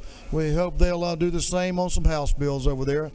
So we want to get this session started on the right foot. So, Mr. Clerk, will you read a caption to Senate Bill 16? Senate Bill 16 by Senator Brass of the 6th, to be entitled an act to amend Chapter 11 of Title 45 of the Official Code of Georgia annotated relating to miscellaneous offenses concerning public officers and employees so as to modify provisions relating to public officials engaging in the bail bond business. This bill then referred to the Committee on Governmental Affairs. That committee recommends that this bill do pass. Representative Huddleston, you're going to tell me you perfected the language that came over from the Senate. Is that what you're going to tell us? Good work. Representative Huddleston is recognized to present Senate Bill 16. Thank you, Mr. Speaker. Thank you to the members of the House. I'm honored today to bring you Senate Bill 16. Within this bill, the current law does not allow a bail bondsman or somebody affiliated with a bail bonds business to run as an elected official, with only one exception, and that exception is for the school board. We had an occurrence back in our district that Senator Brass and I serve of Heard County. Population of Heard County is about 12,000. So we like I said, know that sometimes that we need good individuals to run as elected officials within these smaller counties. We had a individual that actually qualified, campaigned, and actually won the election outright. And actually, when she had went to attend ACCG training in Athens, she had did her due diligence and did her homework, and she read within the codes that if you're a bail bondsman, that you cannot hold an elected office, and if so, it would be a misdemeanor. Basically there, come back, made the election supervisor, made the chair of the commission aware of that which many of us was unaware of that law that was originated possibly back in about 1980. So basically what Senate Bill 16 does, it actually adds the exception to the law to where anybody from a county, municipality, or consolidated government could hold an elected office as long as their business is not in the same county that they serve. So basically, you can be a resident of a county, hold an elected office, and have a business in another county. Mr. Speaker, that's the gist of the bill, and I'll yield for any questions. You have a question to your right. Looks like you could have talked to him on the way by, but I guess you didn't. So I'm going to recognize Representative Jason Ridley for a question to your right, extreme right, way back here in the corner. Thank you, Mr. Speaker. Do you yield for a question? Yes, sir. And I'm sorry I didn't catch you. I was out there talking to somebody on the phone. This bill, it's no way been endorsed or anything by the Bail Bondsman Association. This is just one issue that we've had and we're trying to fix it. Is that correct?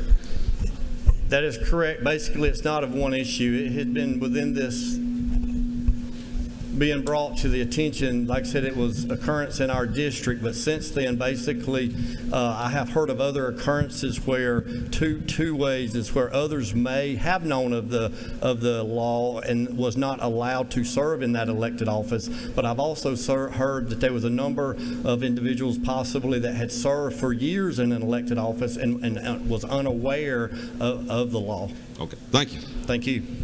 You have a couple other questions. You have one from Representative Mac Jackson from down in Washington County. Representative Jackson. Thank you, Mr. Speaker. Does the gentleman yield? Yes, sir. I'm trying to understand the bill. Does the bill prohibit an attorney from having part ownership of a bail bondsman company? I wouldn't know that answer, but like I said, I can follow up with you with that question. Thank you, sir. Thank you. Representative Anderson has a question to your right. Yes, sir. The gentleman's recognized for a question. Thank you, Mr. Speaker. Does the gentleman yield? Yes, sir. Is it not true that in most of our small communities, it's very difficult to find people willing to serve in local office, and this bill will expand that pool and allow more to participate in that yes, sir, that is correct. capacity? Thank you for the bill. Thank you. You have one more question if the gentleman will yield. Yes, sir. Representative Thomas to your right towards the back. Do you yield? Yes, sir. Is it also not true that this ensures individuals that actually serve in those counties are not allowed to participate in bail bondsman service in that particular county, but it's okay for maybe adjacent counties? That is correct. So there's no conflict of interest thanks to the provisions of this bill? No, sir. There's no conflict of interest. Thank you. Great bill. I appreciate you bringing it. Thank you. The gentleman has no further questions. You did a good job explaining the bill. It's a good bill, so thanks for bringing it. Thank you, Mr. Speaker. I yield well. Gentleman has yielded well. Is there any objection to the previous question being ordered? Hearing none, the previous question is ordered. Is there any objection to agreeing to the report of the committee, which was favorable to the passage of the bill? Hearing none, the report of the committee is agreed to. Shall this bill now pass? All in favor of the passage of the bill will vote yes. All those opposed will vote no. And Mr. Clerk, will you unlock the machine?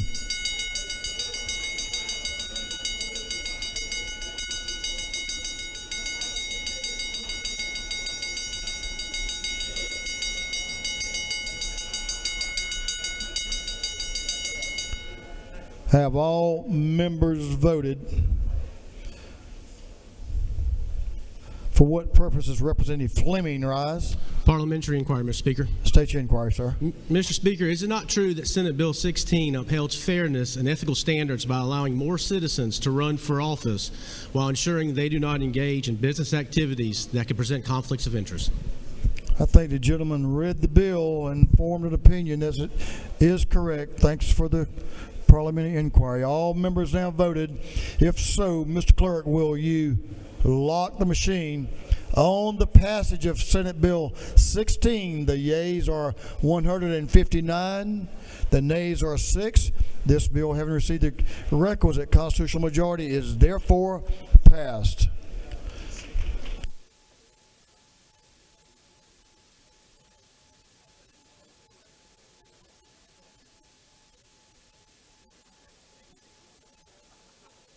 Mr. Clerk, will you read the caption to House Bill 196?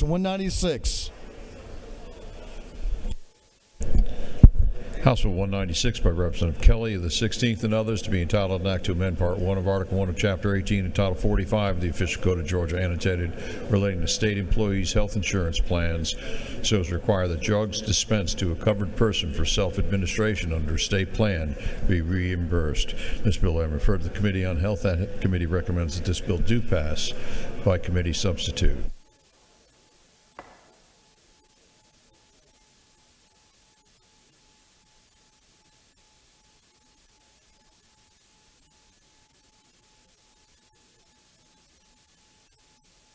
This is the one we've been looking for, the last one.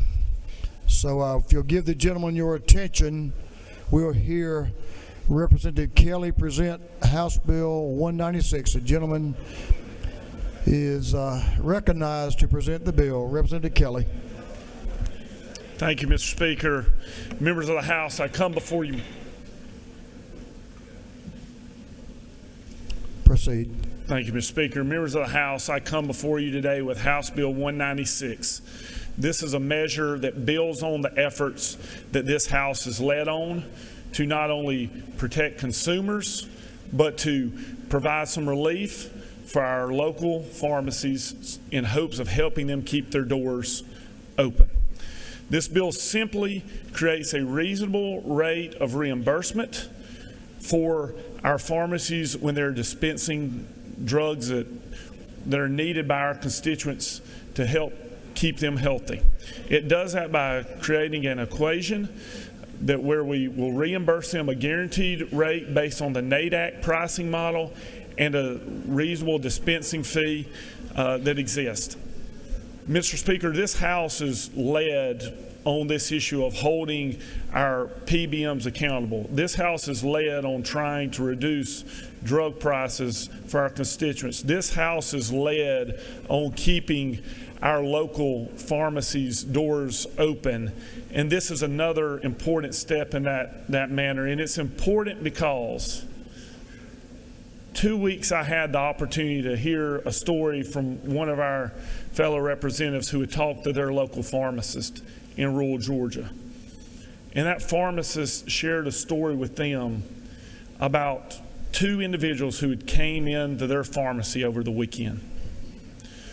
One was a parent trying to get life-saving cancer drugs for their child.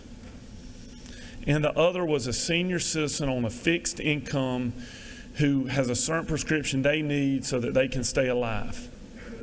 Because of the system that exists today that we're fixing with this legislation, that pharmacist had two choices. They could either not fill the prescription and these individuals not get the medicine they need to save their lives, or that pharmacist could lose $500. That pharmacist did the compassionate thing. They did the right thing. They took care of someone who needed it, and they filled those prescriptions. But we need to stand up for them the same way they stand up for our constituents. And that's what we have the opportunity to do today in House Bill 196. Mr. Speaker, I know there'll be others who want to speak on this measure, but I'm glad to answer any questions at this time.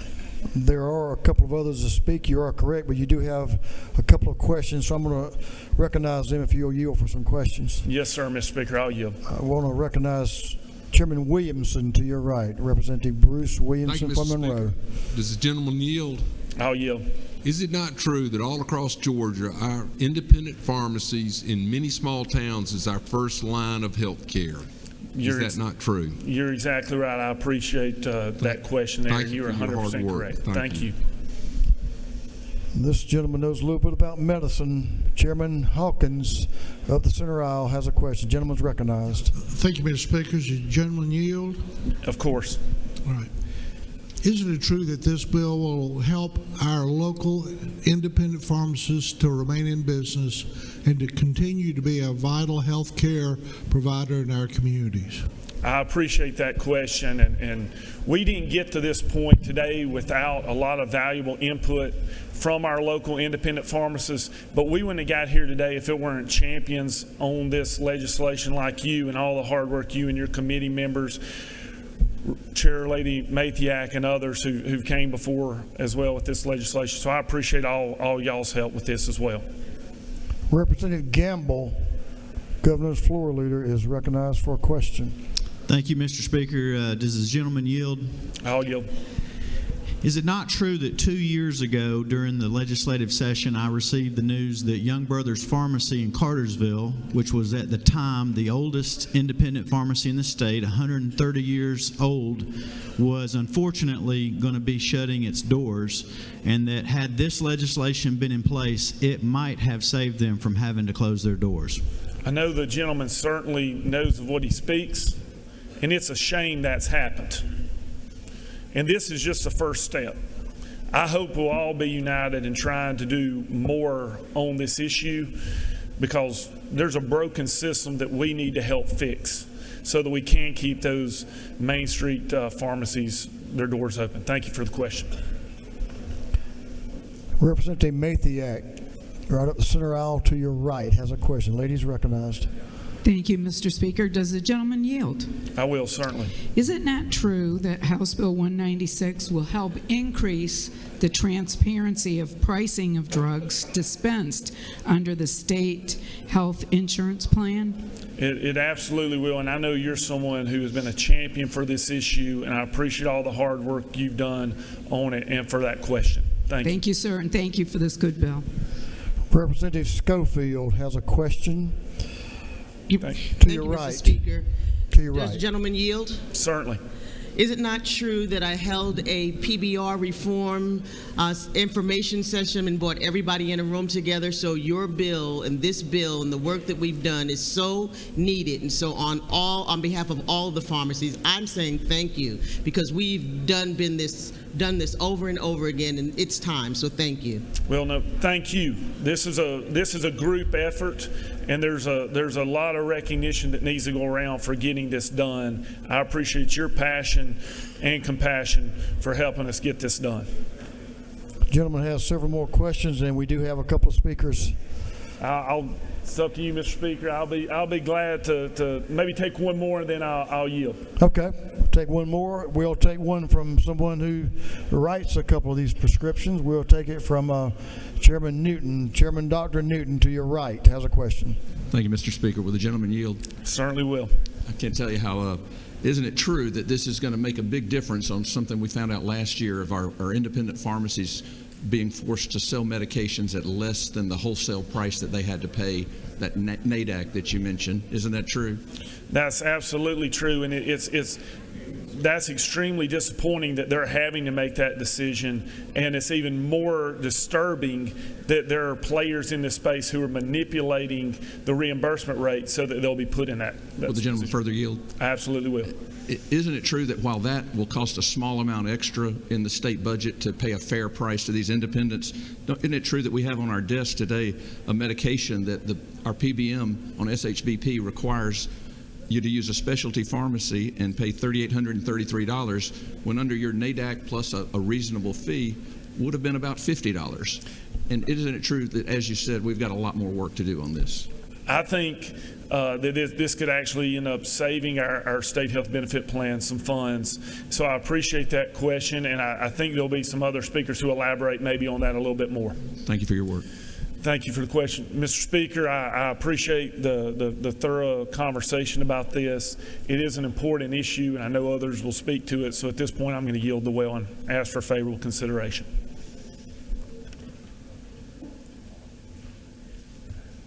We have a couple of speakers on the bill.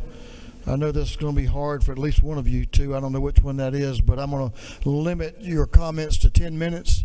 Speakers option here to do that, so I'm going to recognize, and not in the order I was aiming that at, Chairman Powell, but I'm going to recognize Chairman Powell first for comments on the bill. It's an important bill. Chairman Allen Powell to speak to House Bill 196. The gentleman is recognized. Thank you, Speaker. Ladies and gentlemen of the House, I don't come down here to speak on other people's bills much, but this is one that I feel compelled to speak on. And I want to thank the gentleman for bringing this bill forward. This is about fairness. This is about equal payment.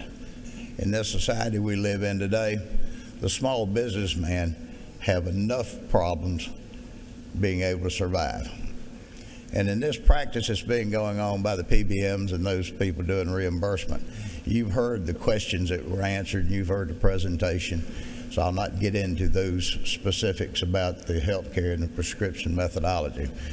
But if we're going to be paying and reimbursing pharmacists, it is only fair that the small pharmacies are reimbursed at the same rate as the box stores. We're living in a society today that bigger is always better. Well, it's not always better. Once upon a time, the local pharmacists in the small towns, they were our first line of health care. If you didn't feel right or something didn't look good or whatever it might be with your kids or whoever, you went to the local pharmacist, and they could pretty well give you a diagnosis about whether you needed whatever or you needed to go see the doctor. But those local pharmacists, and I would reach out to the folks in here, for those of you who have not heard from your local pharmacist, it's because you don't live in a small area where there are local pharmacists. You live where you go to the box stores.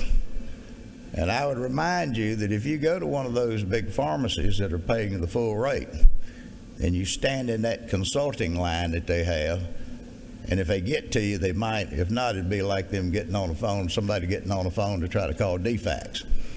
You can't get into the line. So I would encourage the members of this House to vote green on that board. Green in support of the small businessman, the community people who make health care what it is in your communities.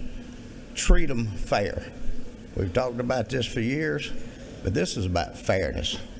Why should one pharmacy be paid less than what other box stores are?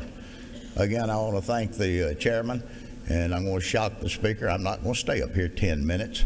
I think I've said all I need to say, but thank you for voting in favor of this, and vote for the small businessman and the small pharmacies. Mr. Chairman, thank you for your comments. That was not aimed at you, it was aimed at the next speaker. The gentleman's yielded the well. Now, I know this gentleman knows of what he speaks when it comes to this issue. Chairman Stevens, please come enlighten us. The gentleman is recognized. Thank you, Mr. Speaker. I promise I won't take 10 minutes.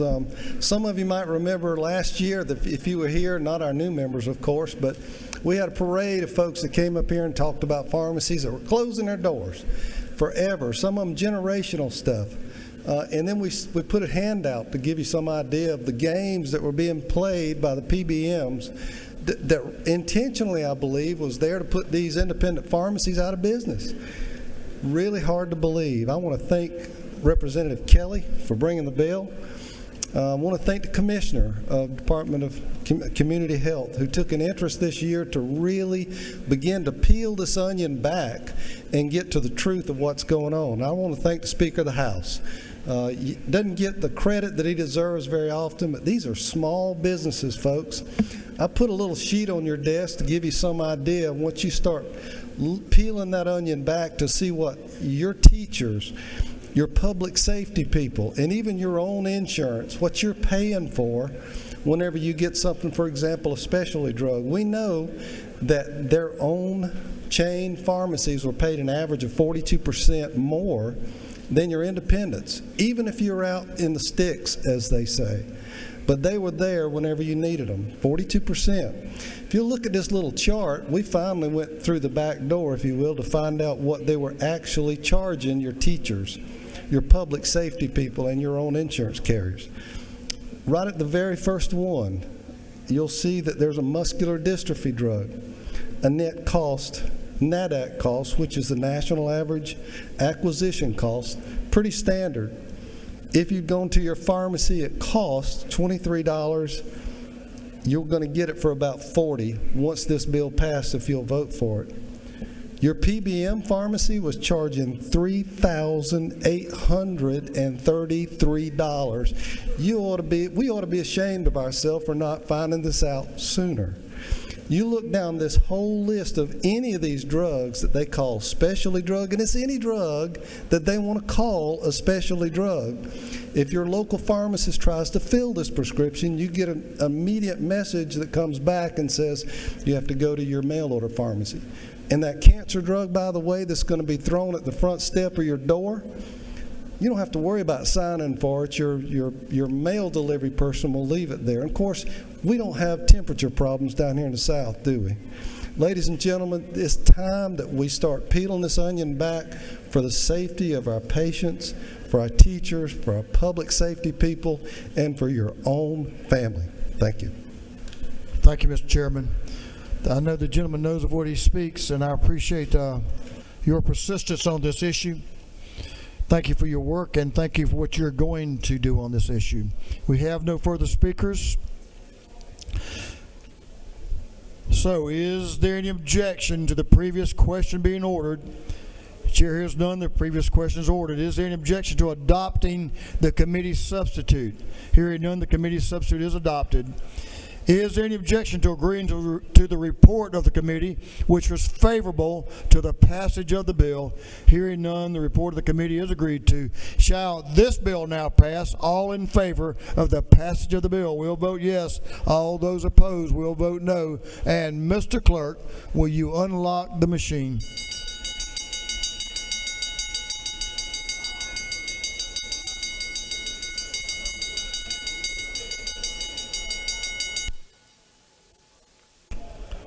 Have all members voted? For what purpose does Chair Lady Darlene Taylor rise? Parliamentary inquiry. State your inquiry. Mr. Speaker, is it not true that transparent costs will help independent pharmacies, especially in our rural communities, remain financially viable and continue to provide those that lack these services? Absolutely, the lady knows of what she speaks. For what purpose does Representative Reese rise? Parliamentary inquiry, Mr. Speaker. State your inquiry. Mr. Speaker, is it not true that a young man like myself who grew up in a small county in Georgia of 8,000 people had a drugstore guy who wasn't only just the administrator of the drugs, but he was a part of our community. He played an important role, and because of that facility, a lot of people in our local community was able to survive, and we need to show them the due respect that they deserve and pass this bill in their support. 100%. Thank you for your inquiry. We're going to take one more from Chairman Jaspers from the other end of this spectrum up in North Georgia.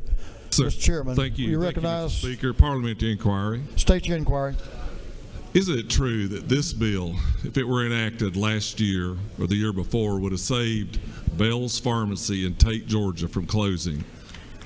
Is that not true? I think the gentleman knows of what he speaks. Thank you. Thank you, Mr. Chairman. Thank you, members. All members voted. If so, the clerk will lock the machine on the passage of House Bill 196. The yeas are 168. The nays are 0. This bill, having received the requisite constitutional majority, is therefore passed.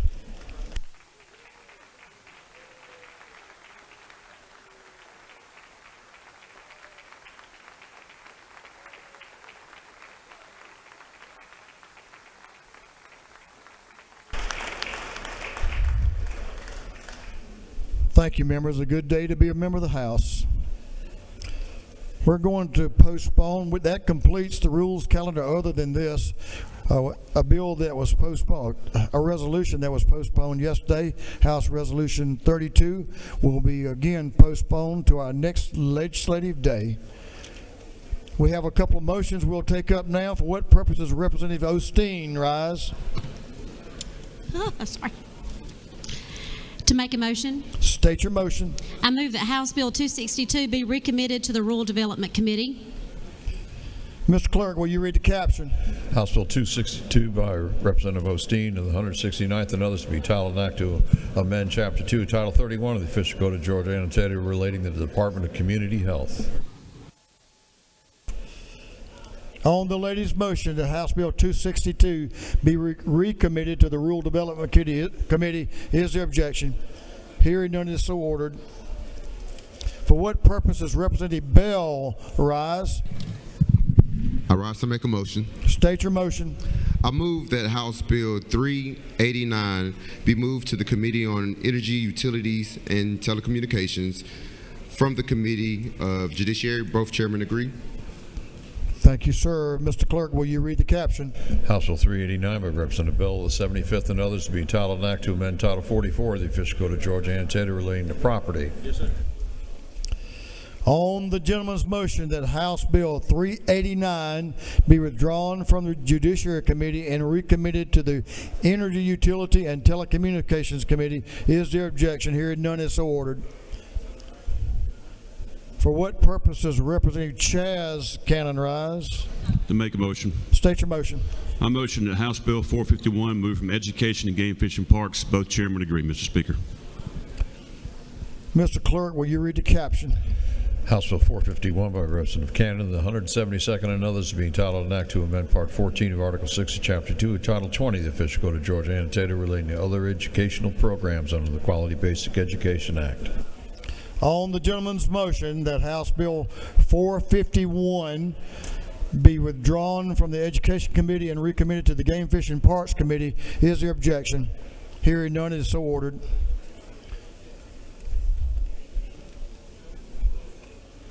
For what purposes, Representative Al Williams, rise. Make a motion. State your motion, sir.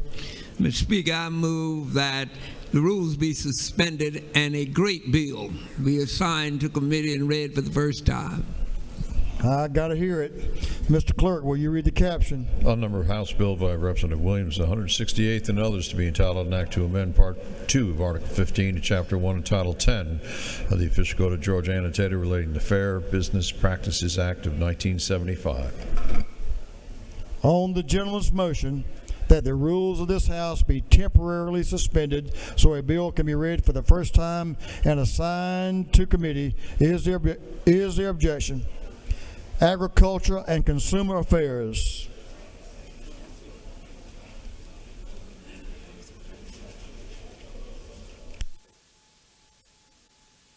Chair Lady Cooper, you want to come down front?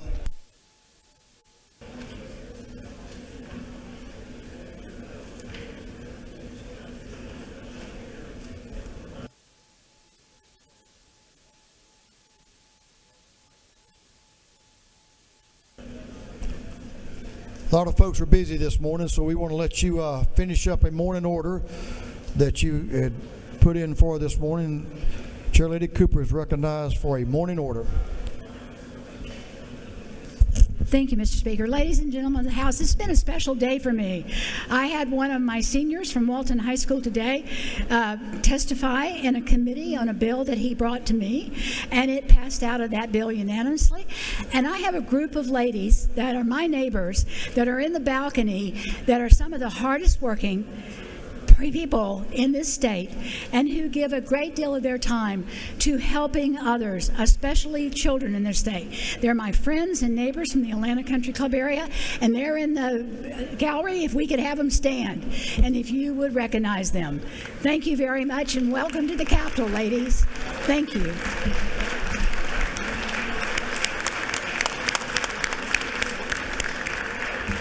Thank you. I yield the well.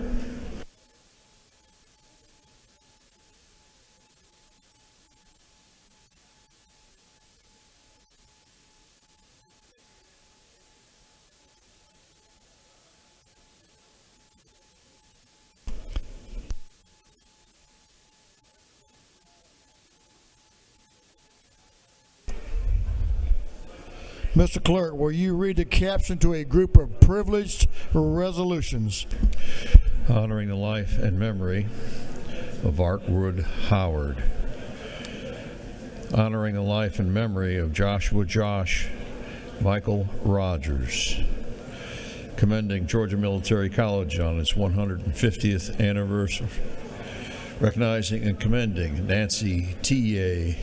Aragbiye. Recognizing and commending Adefe Anure Soje. Recognizing and commending Keode Ade Kunle.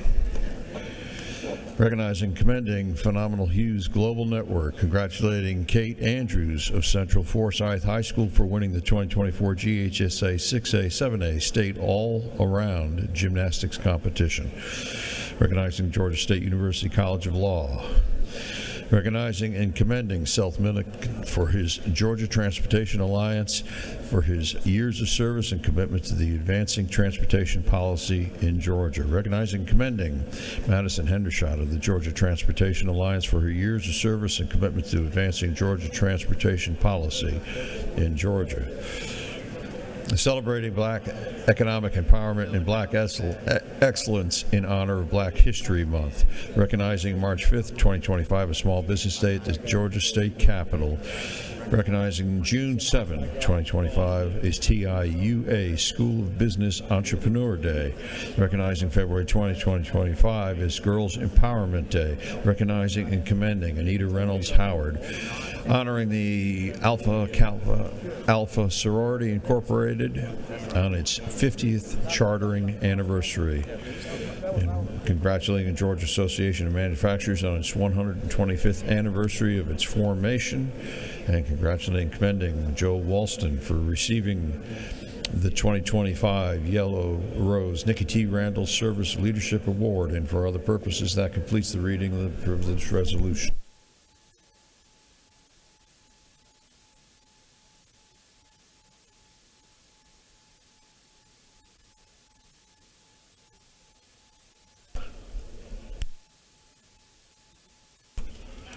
We'll move on to afternoon orders. Y'all know we rolled some over from yesterday. Representative Kelly and all the members that are in CLOB 504, all members in 504, if you'll join the gentleman at the well. Members, I'm going to ask you to stand and give the gentleman and the office suite mates at the well your attention. Give them your attention. Gentlemen, we'll suspend just for a moment now. I think we have everyone. Gentleman's recognized. Thank you, Mr. Speaker. We talk a lot about this body and this Capitol community being a family, and I truly believe that. And one of the most important parts of that family are those who help take care of us during this session while we're up here, and that's our admins that work in our office. And they are family to us. And our admin, Latricia Howard, her father passed away on Friday, Mr. Artwood Howard Jr. His family lovingly called him King Bill, and he was a remarkable man. who raised a remarkable daughter. Mr. Howard served in Vietnam. He's a Vietnam veteran, served in the U.S. Army, a member of the 82nd Airborne Division. He was honorably discharged from the Army. He came back and worked in his family's construction business. He cared for his wife. He cared for Miss Latricia and their sons. And we just all want Latricia and her family to know that they're in our thoughts and in our prayers, and that we're here to support them in this difficult time. And so I would just ask for us to take a moment of silence in reflection and prayer for Latricia and her family. Thank you, Mr. Speaker. We yield the well. Thank you for that remembrance. Members, we have a fair number of afternoon orders. You would normally have 1 minute for your afternoon order. I'm going to give you a little bit of flexibility, but absolutely no longer than 2 minutes. Absolutely no longer than 2 minutes. Representative Sanchez is recognized for an afternoon order.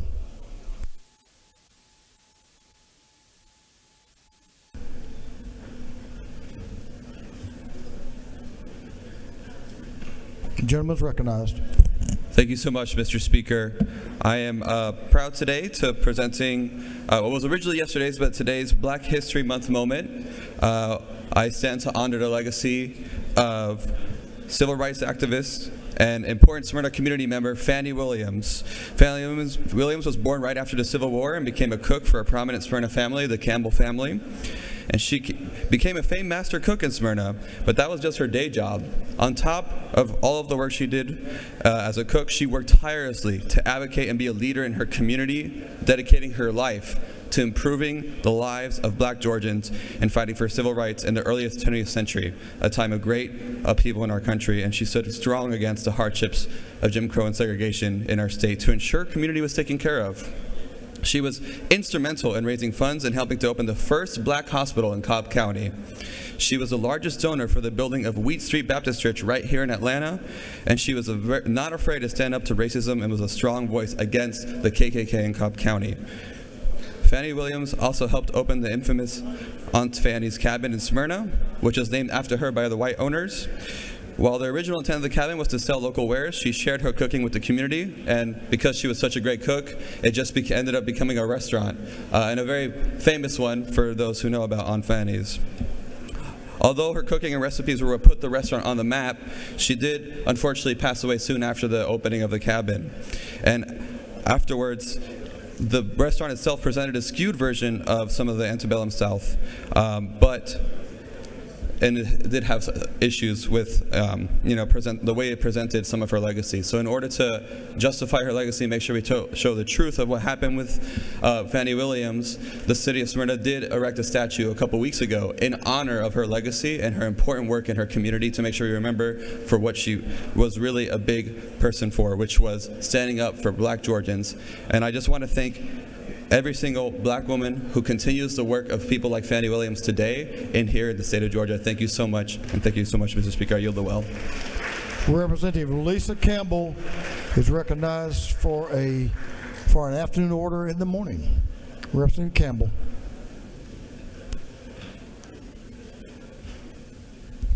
Thank you, Mr. Speaker. I had planned this for yesterday on the ERA Day. You know, we have a museum display upstairs dedicated to the Equal Rights Amendment. And I think a lot of us may think that this issue is extinct or dead. But I do want to highlight that, in fact, we have never ratified the equality for women in our Constitution. And today I'd like to consider the strides we have made as women. In my lifetime, it was that Georgia ratified women's right to vote. Not my grandmother's lifetime, my lifetime. My mother could not get a credit card without my father's signature. And when I graduated high school, not my grandmother, not my great-grandmother, I could not get a small business loan without a man's signature. Today, I'm so pleased that we do have these rights, but they could easily be pulled away from us at any moment. So I'm urging us all to consider this, to consider your fellow colleagues in this body who just want the equal rights to live freely, to study freely and learn about our own history, to be able to make our own decisions about where we live and the families that we have, the jobs that we choose, and the voices that we can share. I wanted to read one quote that I found especially poignant, and it is from the governor of Florida, Bob Graham, in 1982, and he shared, "The time for equality in the United States of America is never ended. It's never defeated. It's never killed. And to suggest otherwise, to suggest that equality in this great country has a deadline of expiration, a date of finality, is to renounce the very values which are America." I thank you for considering this, and I hope you will continue to work with us for our equal rights. Representative Derek Jackson is recognized for an afternoon order. Representative Jackson. Thank you, Mr. Speaker. This was intended for yesterday to recognize a awesome alpha man. There we go. Thank you. So, ladies and gentlemen, I rise today to highlight one of the greatest Supreme Court justices since 1789, when the Supreme Court was established. This trailblazer understood the importance of rule of law and the Constitution. This esteemed jurist was Thurgood Marshall. He became the 96th justice in October 1967 and served until October 1991 for 24 years. Thurgood Marshall, a towering figure in American history, dedicated his life to the pursuit of justice and equality. He believed fervently the promise of the United States Constitution and the potential to ensure that every citizen is treated with fairness and dignity. As the first African-American Supreme Court justice, Marshall left an indelible mark on the legal landscape, advocating for civil rights and the protection of individual freedoms. If he was still here, he would challenge us all to look at the rule of law and the Constitution as the cornerstone of our democracy. However, when you think about where we are with today's Supreme Court and the state of our politics, he would challenge us to confront the ongoing disparities and injustices that persist in our society. Now, I know a member from this body came up last week and offered praise of today's administration. But one of the most pressing issues of our time right now, in the last 4 weeks, is to combat corruption, bribery, quid pro quo, and conflict of interest. And so when you think about the corruption that we see in the firings of all these federal workers that negatively impact Georgia, I would like to challenge all Democrats and Republicans. The gentleman needs to finish up. To do as they did in 1974. In the spirit of Thurgood Marshall, they all got together and forced Richard Nixon to resign. And with that, Mr. Speaker, I yield the well. Representative Park Cannon is recognized for an afternoon order.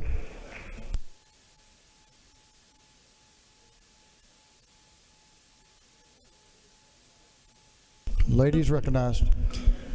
Thank you, Mr. Speaker. Today I rise for an afternoon order on Black history to praise the heavenly birthday of one of our beloved Georgians, former Congressman John Lewis. Today we celebrate the life and legacy of John Lewis, a true American hero.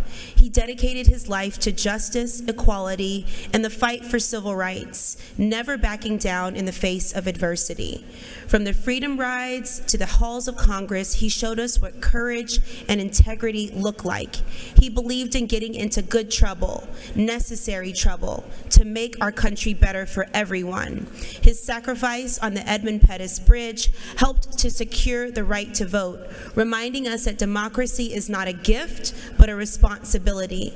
On his birthday, we honor his unwavering spirit by continuing to fight for justice, fairness, and freedom. May we always walk in his footsteps and never stop stop pushing for a more just world.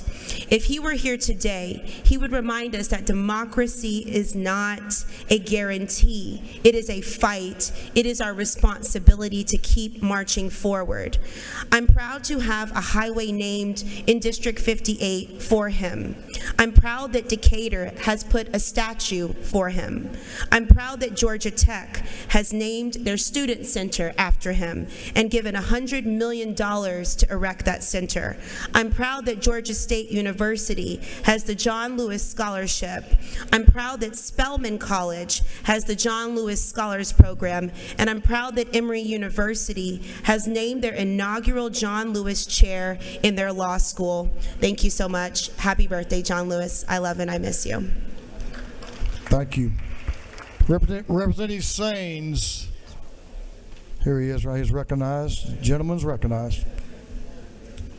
Thank you, Mr. Speaker. And as one of the members who competes with another for the longest drive to the Capitol, I know more than most on how this caucus becomes, this House and Chamber become a family to us. And I just wanted to take a point of personal privilege in welcoming and enjoying for the last 2 days my father and his beautiful and very patient wife, Mary Saines, and Fernando Saines with us today. My first experience in public service was helping him put his duty belt as a 40-year career in law enforcement prior to retiring and going to Miami. I appreciate having them here, and I know they're appreciated getting out of this cold in a couple hours. But thank you, Mr. Speaker. Met y'all yesterday. It's good to have you in the People's House. Thank you for being here, and I know you want to go back to the warm weather. Representative Al Williams is recognized for an order. We'll do a morning, no, this is afternoon in the morning. I got it right now. Gentleman's recognized. Thank you, Mr. Speaker, and thank you most of all for letting me come up here. I'm about to freeze back there. I needed to walk around.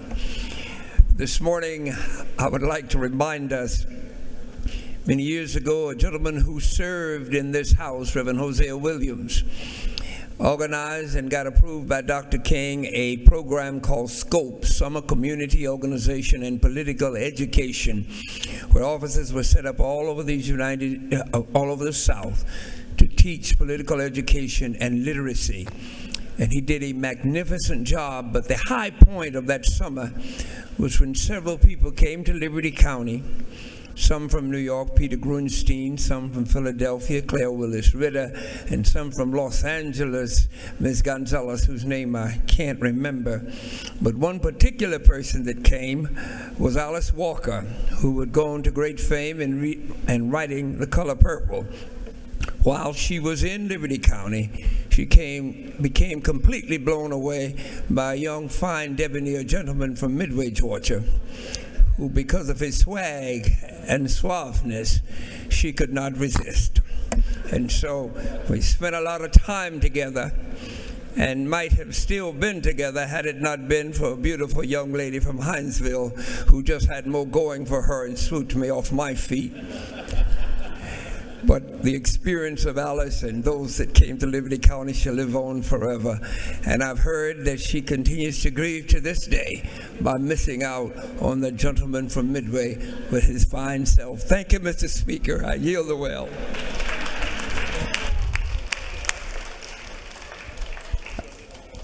Representative Williams, I know how it is to be pursued by a, oh yes, what can I say?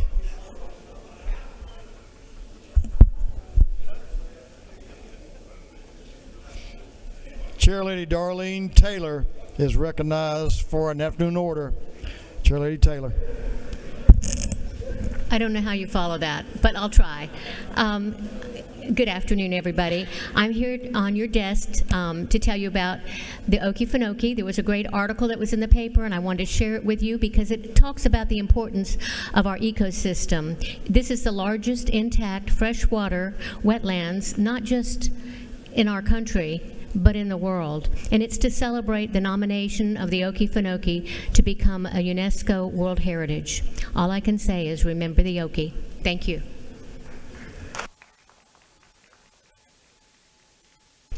Thank you. Representative Panich and friends Representative Panich.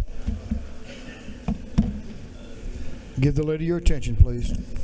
Can you put the picture up? Thank you, Mr. Speaker. Today I rise on behalf of a grief-stricken and heartbroken Jewish community as I honor the memory of Kfir and Ariel Bibas, a 9-month-old and a 4-year-old who were violently kidnapped from their homes on October 7th and murdered in Hamas captivity. They were not killed by an airstrike. They were strangled with bare hands and then their bodies mutilated to hide how they were murdered. You may have seen the headlines yesterday as the bodies of the Bibas children and their mother were purportedly returned to Israel as part of the ceasefire. But by the end of the day, it became clear that Shiri's body was not returned at all. In a calculated act of psychological torture, Hamas sent back an unidentified corpse. They also took their father, Yarden Bibas, into Gaza on October 7th. After 15 months of torture, 35-year-old Yarden was returned alive 3 weeks ago. This young Jewish father survived Hamas captivity to see his son's lifeless bodies returned to Israel, and not his wife.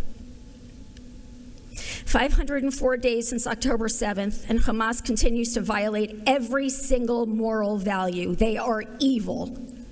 Hamas terrorists and their enablers and sympathizers throughout the world continue to perpetuate unspeakable evil and bloodshed. They are humans without humanity. Your Jewish constituents are not okay. We need your voices of outrage at this evil. For the Jewish people, we need your caring and for you to check in on our well-being. I ask, where is Shiri? And where are the remaining American hostages? Where is Eden Alexander? Where is Itai Chen, Gadai Chagai, Judy Weinstein Chagai, and Omer Nutra? We pray to God that Shiri and the remaining hostages are returned safely. May their memories be a blessing, and may there be abundant peace from heaven and life for us and for all Israel. We say amen.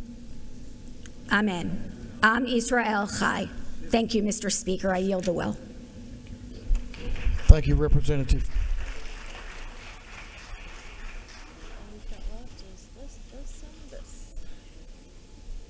That completes our afternoon orders. Members, I'll remind you, if you have pages today, join me down front in our pages for pages photos. We have a couple of announcements. We're going to recognize Chairman Irwin for an announcement. Representative Chris Irwin.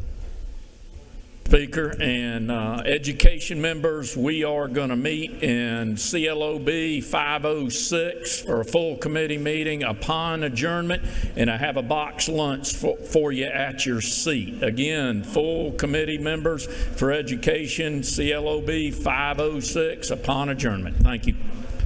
Representative Inga Willis is recognized for an announcement. Representative Willis. Give the lady some room coming down the aisle. Representative Davis or Schofield are recognized for the next one. I think that's going to be Representative Schofield is on deck. Thank you, Mr. Speaker. Good morning. Just an announcement that the Atlanta delegation meeting will not occur today. It has been moved to next week. I will update you accordingly. Just wanted you to know that the Atlanta delegation will not be meeting today. We'll meet next week. Thank you, Mr. Speaker. Representative Schofield recognized for an announcement. Thank you, Mr. Speakers. Members of the House, just an update that on Sunday, February 23rd, will be the annual Ahmaud Arbery Run, 2.3-mile run, and it will take place at 12 noon at the Lee and White Complex on Lee Street in Atlanta this Sunday. Thank you very much. Thank you. Representative Carter and Representative Mitchell. Representative Billy Mitchell recognized for an announcement. I'd come on down. Your name's on the sheet. Yeah, come on. Thank you. Make him look good. Yes, yes, yes. So good afternoon, everyone. We want to announce and remind some that this evening, the Georgia Legislative Black Caucus will host our annual gala at the Aquarium at 7:00 p.m. So I hope you all already have your dresses for the ladies and your makeup and the gentlemen, your tux, and we'll see you all tonight. Thank you, Mr. Speaker. Oh, wait a minute. The light is not on. You got 45 minutes. You got more time. Oh, we got more time?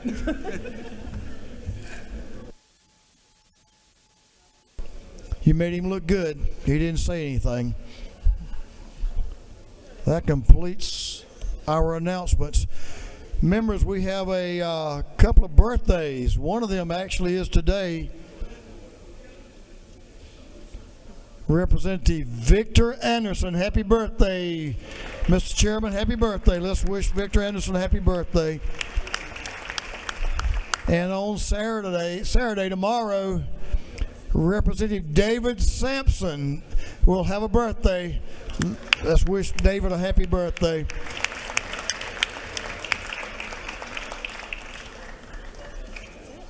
That completes our work. Thank you for being here. Thank you for your attention. The majority leader of this House is recognized for a motion.